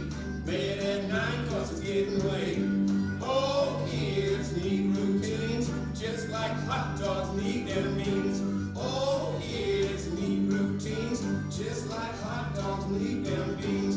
Gotta do chores after dinner, even if Dad gets no thinner. He has the mashed potatoes, you don't have all the gravy, Mama. All families need routines, just like kids hate eating greens. All families need routines, just like kids hate eating greens. Routines are predictable, they keep kids steady. They settle them down, even while they're letting. Yeah, even while they're letting. That stuff comes in right now. Right now. I mean, it's hysterical. I'm walking, it should not be this much fun. I love number 4, I won't even play it for you. A neat place, this red guy, brings a happier place. A neat place brings a happier face. If your kid's room is a mess, if your house is a mess, kids act out. How a place looks is a reflection of how they care. If you have kids who are acting out, make sure you have super clean on Sundays. You can't be this crazy drill sergeant. But if you go home tonight and your house is a mess, you don't feel so good. If you go home and it's neat, you feel good. That multiplied times 10, that's the inside of a developing kid's brain. If the house is messy, it doesn't look nice, they're going to act messy. If the room is a mess and you don't have at least a super clean, help them clean it. They may not know how to clean it. Help them put things away and stuff like that. If a house is messy, so number 4 is great. Neat place brings a happier face. You know? So it's great, it's wonderful how you can use music to help kids. Now, as we finish today, we talk about maybe the most important thing we can possibly talk about today. That's managing the most important person in any interaction you have with your kids. Who's that? You. You don't do all the kids have no chance. The reality is we don't always do that, will do we? Is there any parent in this room that can look in the eye and tell me you've gone a whole day with your kids up, made a mistake with one of them? No hand goes up. When you and I make a mistake with a kid, what are you doing? You're misusing a tool, a verbal intervention tool, limit setting tool. What good is me giving you tools today if you're going to misuse them? You know? I won't even do a training like this unless people give me at least 20 minutes to talk about how to use the tools I'm giving, because otherwise it's a waste of time. You know? So because we only have 20 minutes, let's cut to the punchline here. Why do good people like you and me screw up too much with our kids? Why do we make too many mistakes? Why? I'm gonna jump. Feelings get in the way. What feelings are usually present when you screw up with your kids? React instead of respond. Frustration and anger is what I hear all the time. Why? Why does their behavior get us angry and frustrated? And before you answer, let me ask you a question. How many of you can recall having a really good talk with one of your kids, felt really good about it, and 10 minutes later it's like the talk never happened? How do you feel towards the kid the second you realize that great talk? How do you feel at that moment? A little ticked off, right, angry. And what's the likelihood at that moment you're going to use your tools in a good way, high or low? Low. Now here's a good question. How often does that occur? Good talk, no follow through, like all the time. Well, you just said this all the time, you're not your best. So why does that, the good talk that does nothing gets angry and frustrated? Why does their behavior get us angry and frustrated? Why? Are they doing anything you don't expect them to do? Kids act out, right? Someone once wrote that parenting is inherently conflictual. If they're behaving well all the time, something's probably wrong. When they act out, they're doing what you expect. We get mad. What are you doing? You know. So why does their behavior get us angry and frustrated? Why do you think? Expectations. What? Expectations. Right. And so why does it get us upset when it doesn't meet our expectations? Why does it bother us when it doesn't meet our expectations? And I'll jump to the punchline. I think there are two, yes. This is about us. Yes, I think there are two major reasons why parents screw up and teachers. One, you take it personally. Two, lack of support causes people to be punitive. When you take things personally, you always do as a parent. I don't believe anybody says they don't. The day I don't take it personally when my kid acts out or kids I work with, I'm out of the business. Probably the day I don't feel good when they do well. You're human, you take it personal when your kids act out. There's no way around it. The big thing that occurs when you personalize a difficult interaction with your kids is your self-esteem takes a hit. Probably the most important thing I can tell you tonight, if you remember anything from this training, remember this. No one in the world has good self-esteem. Anybody in this room think you have good self-esteem would like me to address you in front of the group right now? That's like a hint, don't raise your hand. If anybody were silly enough to raise your hand and say, you know, Appelstein, that could be the most stupid thing I've heard a professional ever say. I got good self-esteem. Anybody looks at me and says that, all I have to do is look at them and go, what the hell happened to you?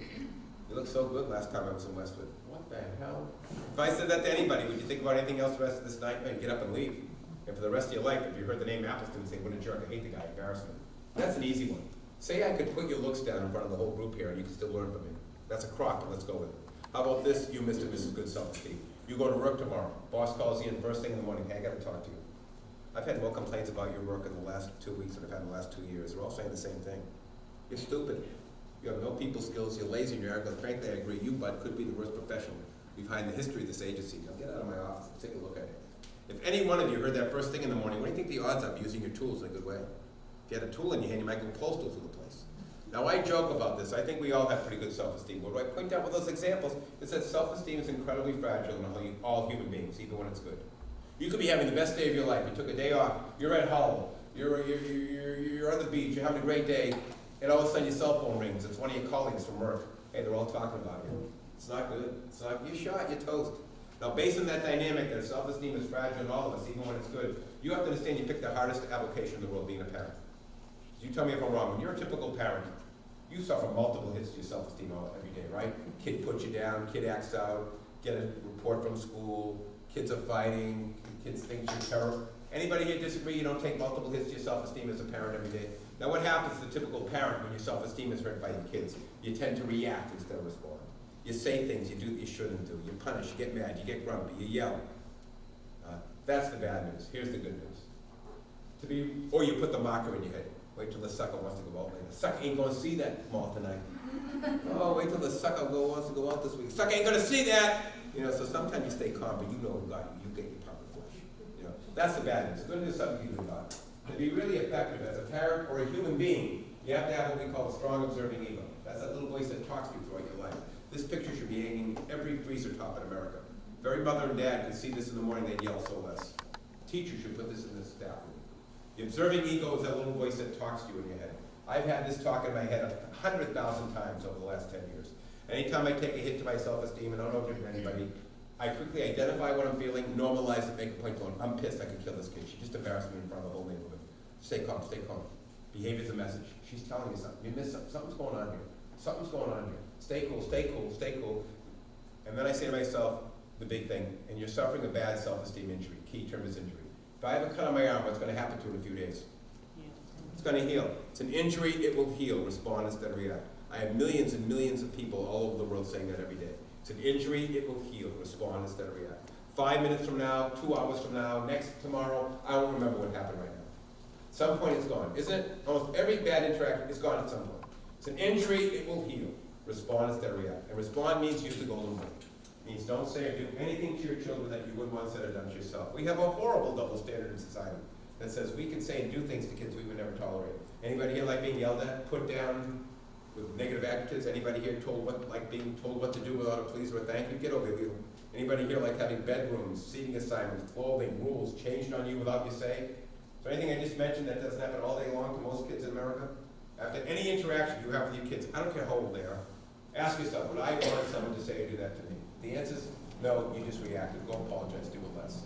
There are no exceptions. It's an injury, it will heal. Respond instead of react. The 3 big skills that make up respond, react. If I knew every parent and teacher had these, I'd be out of a job. First is the affect skill. This says quite simply, the louder your kids get, the quieter you get. Could I please see you in the hallway? Screw you, you're doing it too. They get louder, you get quiet. The only exception to this is safety. Kids cross the main street, you scream at them. Now you get a little mad, say a kid throws something at you, or punches his brother, does something really provocative. You have a right to be angry, but model it the right way. I'm really angry about the choice you just made. Choice, never I'm mad at you. Because if you say to your kids, I'm mad at you for what you said, I'm disappointed in you, assume a kid who's struggling is going to take that personally. And it's going to hear it too much. Even when you're angry, I'm angry at the choice. I don't think we're doing anything later today. And in fact, I'm switching off the mom and I'm going to come back a little while. You have a right to show anger, but at the controlled way. At a controlled way. If the kid gets more angry, I don't care, I hate you. Ooh, kid left the zone. We'll come back and talk a little while. They leave the zone, you got to get more muted. This is one of the most important things in the business. The next thing we talk about is content message. We already went over this. You look good today, you look good today. This is why please and thank you is so important. And not starting in the sentence with the word you as opposed to I and we. And then be careful about your body message. You got an angry kid who's on the bed, sitting in a chair, really angry, had a tough interaction. Don't approach the kid like this. Approach calmly at a 45-degree angle, eye level or below, then always start open-ended when you got an upset kid. What's going on? What's happening? I hate you. You do nothing for me. Well, I seem pretty mad right now. What's going on? You know, your number one job when you have an angry kid is to hook them in. Repeat back. I have a term in my packet called non-judgmental exploration. What it means is your number one job when a kid is angry, don't take it personally what they say to you. What's going on? What's happening? I hate you. I hate mom. Well, I seem pretty upset right now. What's happening, man? What's happening? You know, you do nothing for me. You do nothing. So you feel like we've been letting you down. Like, I feel bad about that. What's that? Never take personally what kids say when they're angry. That's called displacement. They're placing anger onto you that they probably mean towards someone else. You know, just hook them in. Your number one job with an angry kid. If I knew every parent had these down, I wouldn't worry about the kid. Watch how you approach kids. 45-degree angles. Try to stay a little bit lower. Please and thank you. Affect skill. You know, it's an injury. It will heal. Respond instead of react. And then the other huge reason we screw up, and maybe the number one reason we screw up too much, is this use the force. What's that all about? Someone once wrote, and it's so true, that any parent or professional who doesn't receive enough daily support, meaning breaks, training, praise, encouragement, feedback, is at great risk to be penalized with kids all day long. Is there any parent in this room that thinks on a daily basis you get the right amount of support? Breaks, training, praise, encouragement, feedback. It's a laughable question. So if you believe the dynamic that lack of support causes punitive actions, you're all at great risk to be punitive. Every second you're with your kids, and sometimes you are way too punitive. Let me show you how this works. 3/4 of the way through a god-awful day at your house, what are we all typically leaning towards? A, one more thing. If the sucker does it one more time, I'm rounding, sending, giving, taking. Versus B, boy, the young lads have had a challenging afternoon. What can I do to make sure they go to bed with big smiles on their face, little dolls, I love them so much? What's the typical parent in America leaning towards? 3/4 of the way through a god-awful day, A or B? A. Louder. A! You're almost begging the kid, hey, look, pal. Here's $20, here's the line. I'm begging you to cross the line. Flip me off one more time. Push your brother. Well, give it to me one more time, you sorry son of a... You know, you're almost begging the kid to do it one more time so he can zap the sucker. Why is the answer always A? Why are we at such risk and often do react instead of respond as a rough day winds down? Does the reason that we act out more towards our kids as a rough day winds down have anything to do with their difficult behavior? Does their difficult behavior affect our behavior as a rough day winds down? Look at her over there. No. What's a mistake? Opportunity take. What's a mistake? Opportunity take. Their behavior has nothing to do with your behavior. Do you have McDonald's in Westwood? What are those round things they serve at McDonald's and have bread on the outside, meat in the middle, little... Oh, that was quick. Let the record... What's your first name? Misha. Let the record state that Misha correctly answered hamburger. Okay, now stay with me for round 2, Misha. So, Misha, would it be safe to assume that if you walked into your local McDonald's and you saw someone chomping on a burger, you wouldn't go, what the hell is this? A freaking burger? You kind of expect that, Misha, right? 8 trillion soul. Yeah, while you're there, you get beef to rush back to your house. All hell's breaking loose. You come running in. What are you doing? No, hey, no, you are not. I'm going to go really slow here. At McDonald's, you expect burgers. What do you expect to see in any home in America when the parent steps out? You get all these crazy kids in. What do you expect to see? Crazy, yeah, when they do the very thing you know they're going to do. What are you doing? I mean, you're yelling at burgers. What the kids say, what the hell do you think we're going to do when you stepped out? I mean, you read any developmental literature? This is what we do, sibling rivalry. Does it ring a bell? We act separation, individuation, anxiety. No, the reason we act out towards these kids is not the behavior, that's a burger. Is there anything your kids do on a daily basis? You couldn't look at, well, that's what they do. Yeah, we yell at them. No, the reason we act out is lack of support. Think about it, if everybody in this room starting tomorrow was assigned a built-in assistant, a big PhD, creative, warm, nurturing type person, who did nothing but follow you around all day saying, hey, Nomish, that's one of the greatest talks I've heard a mother have with a kid. You're fabulous. Oh my God, take an hour off, I'll get you covered. You were, no, where is she, where is she? You. Woo, woo. I'm not afraid to get in touch with my feminine side. So I went home and cried last night. You got playing the talk you had with your two kids near the end of the day? It's like God was sending you the words. Excuse me. When you put your hand on your one daughter's shoulder, I almost lost it right there. Look, I hope you don't mind. I transcribed the talk. I'm sending it to every parenting journal in America. The country needs to know what you're doing here in Westwood. Take a week off. I have you covered. But please come back. I got more to learn. You are amazing. If everybody in this room starting tomorrow was assigned a built-in assistant, a big PhD, creative, warm, nurturing type person, who did nothing but follow you around all day, giving you training tips, breaks, praise, encouragement, feedback, snacks, what do you think the odds are of you making a lot of mistakes near the end of a trying day, high or low? You want to make any? So here's a $64,000 question. Is it your kid's fault that you don't get enough support? Is it? Yeah, we take it on them every day. We take it on our kids every day. How many people want to be really brave and near the end of a rough day you said something like this to the kids? Hey, it's been a long one. I don't want to go there right now. Not today. Not as we went through today. I do not want to hear it. Not today. Give me the hand. Come on, give me the hand. That be like you saying to me, the oldest kid in the house near the end of a rough day, hey, Charlie, we take over, I'm a little tired. Sure, hey, guys, can I have your attention, please? Mom's a little tired. You, my polar boy, can you hold it together for an hour? Mom's tired. You know, separation, individuation, come together a little bit. Mom's tired. Hey, to rest. Don't take so well. Mom's tired. OCD, put your hands in your pockets. Mom's tired. Hey, let us know when you're feeling refreshed, Mom, so we go back to being who we are. Terrible twos, you're not so terrible. Mom's tired. You know, it was only that easy. You know, it's that simple. All you have to do is have your pediatrician tell your kids as soon as they have any cognition, oh, I got some news for you. It's kind of bad. See your mom and dad here, they have what we call chronic fatigue syndrome. They'll be tired every day they parent you. Please don't act out until we tell you a cure has been found. I'm tired. I have parents and professionals all over America, all over the world, using these 5 strategies when you wear down. One, just think about it. I'm tired, I'm worn out, I don't feel like being, stop it! I can do anything for 2 more hours. I use the audacity word. You have the audacity to compare yourself to their life. You don't know what this kid's going through. You can do anything for 2 more hours. When I'm on that couch and I was exhausted, that daughter wants me to say goodnight. She's getting it. I can do anything for 2 more hours. And as I jump up to do the story with my daughter, I'm thinking, so it's an hour and a half. I can do anything for an hour and a half. You know? And this is what being a great parent's all about. When you have nothing left, you can still do it okay. So I think about that. When I have nothing left, I just think about the pencil. I'm tired and worn out. I don't feel like being nice. Stop it. You can do anything for 1 more hour. 2, visualize going to bed with this feeling content. When I go to bed, when I drive away from a training, when I drive away from working with kids, I always play what just happened over. I never want to feel guilty. I never want to go to bed thinking I could have done more. You know, you cut your kid out, you know. My wife to this day, like lately, my daughter's been calling me up at 2 o'clock, Dad, can you take these political signs and bring them to Epping? Yes, Julie. My wife said, why are you being so nice? That's what being a good parent's about. She's working hard, she's working her butt off. I can do this for her, you know, so. I'm always thinking at the end of the day, you're going to feel proud of yourself, you're going to feel bad that you didn't spend enough time. You yelled that you can do this. So I'm always thinking, no matter how tired I am, I got to do it good enough. So at the end of the day, when I'm playing my day over, I'm not going to feel guilty looking back. 3, think about tomorrow, next week. This job of parenting is never about today. It's about next week, next year, 5 years from now. You do the stuff we're talking about today, you increase the odds that your kid is going to be a happier kid in adolescence. You know, when my daughter was young, like your kids, the elementary age kids, what was I thinking about through all her elementary days? Adolescence. I'm thinking if I spend a lot of time with my kid, and I do the stuff we talked about today, not perfectly, but do it pretty good, I increase the odds that she will not have as troubled an adolescence as a kid whose parents weren't there when they were young. Gordon, who wrote Parent Effectiveness Training, sold millions of copies in the 70s. He says, you want to know why teenagers act out? It's often payback for the power that was misused against them when they were younger, when you totally could control them. So throughout her whole younger days, I'm thinking, if I can do it pretty good, not perfect, respond instead of react, I increase the odds that adolescence will be better. That's what happened. She didn't have that terrible adolescence. You know? So always think about anything I do today affects next tomorrow. You can intimidate the hell out of your kids. You can yell at them, you can spank them, you can use power to get them to do almost anything you want, but then you pay for it. You distance yourself. Another expert said, a parent, it was Glasser, who wrote Choice Theory. He's one of the most brilliant men in the world. He died, but he wrote some great books. He says, a parent should never say or do anything to a kid that distances yourself from the kid. You can set a limit with the kid, but you make sure it's related and it's enforced. You know, that they can go to bed thinking, okay, I'm not happy, but it's the right thing that they did. You know?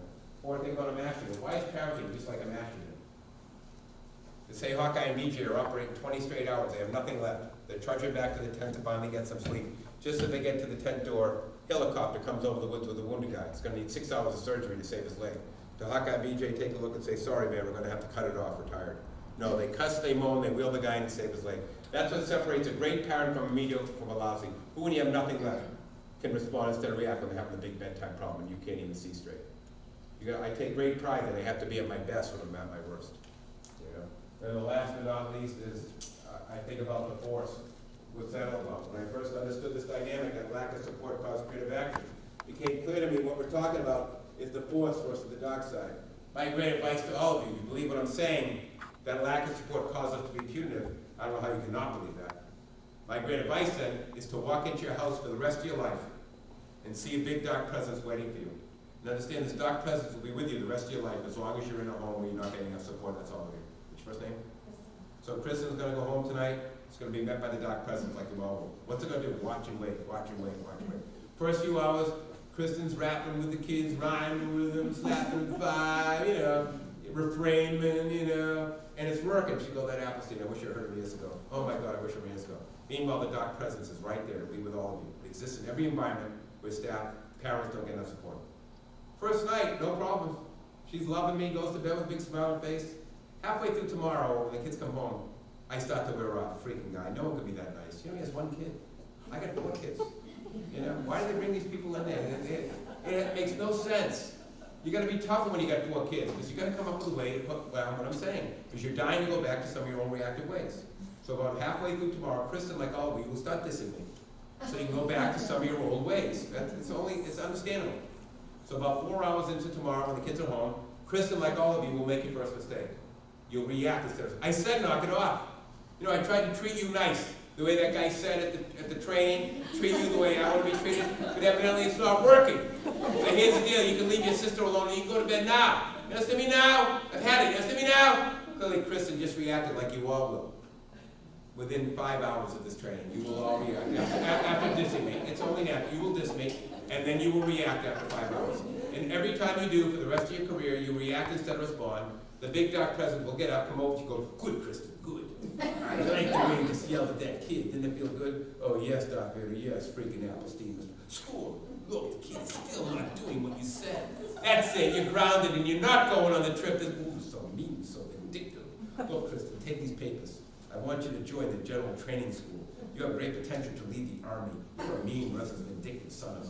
We need more Kristen to lead the dark side. Tell me there's not one person in this room is not being stuck to the dark side as soon as you go home. You start to be nice, but there's all the pressure mounts, the fatigue, the injuries. You have plot ways to get back at these kids. So what are you going to do? The second Kristen or any one of you feels that impulse to react instead of respond. No, Luke. Use the force. No, Luke. Your name changes when you're a parent in an under-supported environment. It's not Kristen, it's not Abby, it's Luke Skywalker, Jedi Knight. Jedi save lives, that's what a parent does. You save your kid's life. Every time I want to yell at my daughter or any kid, I hear that voice, Luke, Luke. Respond is, no, you can yell, Luke! I say, calm. Keep me calm. Now, if you leave right now, you might say, you know, Appelstein, I don't get the motivation here. You basically said my self-esteem sucks, it's going to be hurt every day, and I'm never getting enough support as a parent. I'm thinking of giving my kids up for adoption. You're not very motivational. Okay, here's the motivation. Picture the house. Yeah, I gotta get to this. Picture the house. Very simple. This symbol kept me in the business of working with kids for the last 40 years, made me a much better parent than I ever would have been. Very simple. House needs a good foundation, so doesn't a kid. First 3 or 4 years of life are the most important in a kid's life. All the years are important lives. What is your job as a parent? What's my job? It's pretty simple. Build a foundation for your kid. So when they leave your house, they have such solid footing, they can build and do great things in this world. But you can't build anything big on something weak, right? To build something great, you have to have a great foundation. I believe and will to the day I die that every single time you and I respond instead of react to your kids, you put a brick in. You keep your cool instead of yelling, brick. You do something nice with kids, brick. You come up with a brick. You get really excited to see the kid when you don't feel like it, brick. Every time you respond instead of react to a kid, you say please and thank you, I brick. Every time you do it right, you put a brick in. Now your job is simple, you're a bricklayer.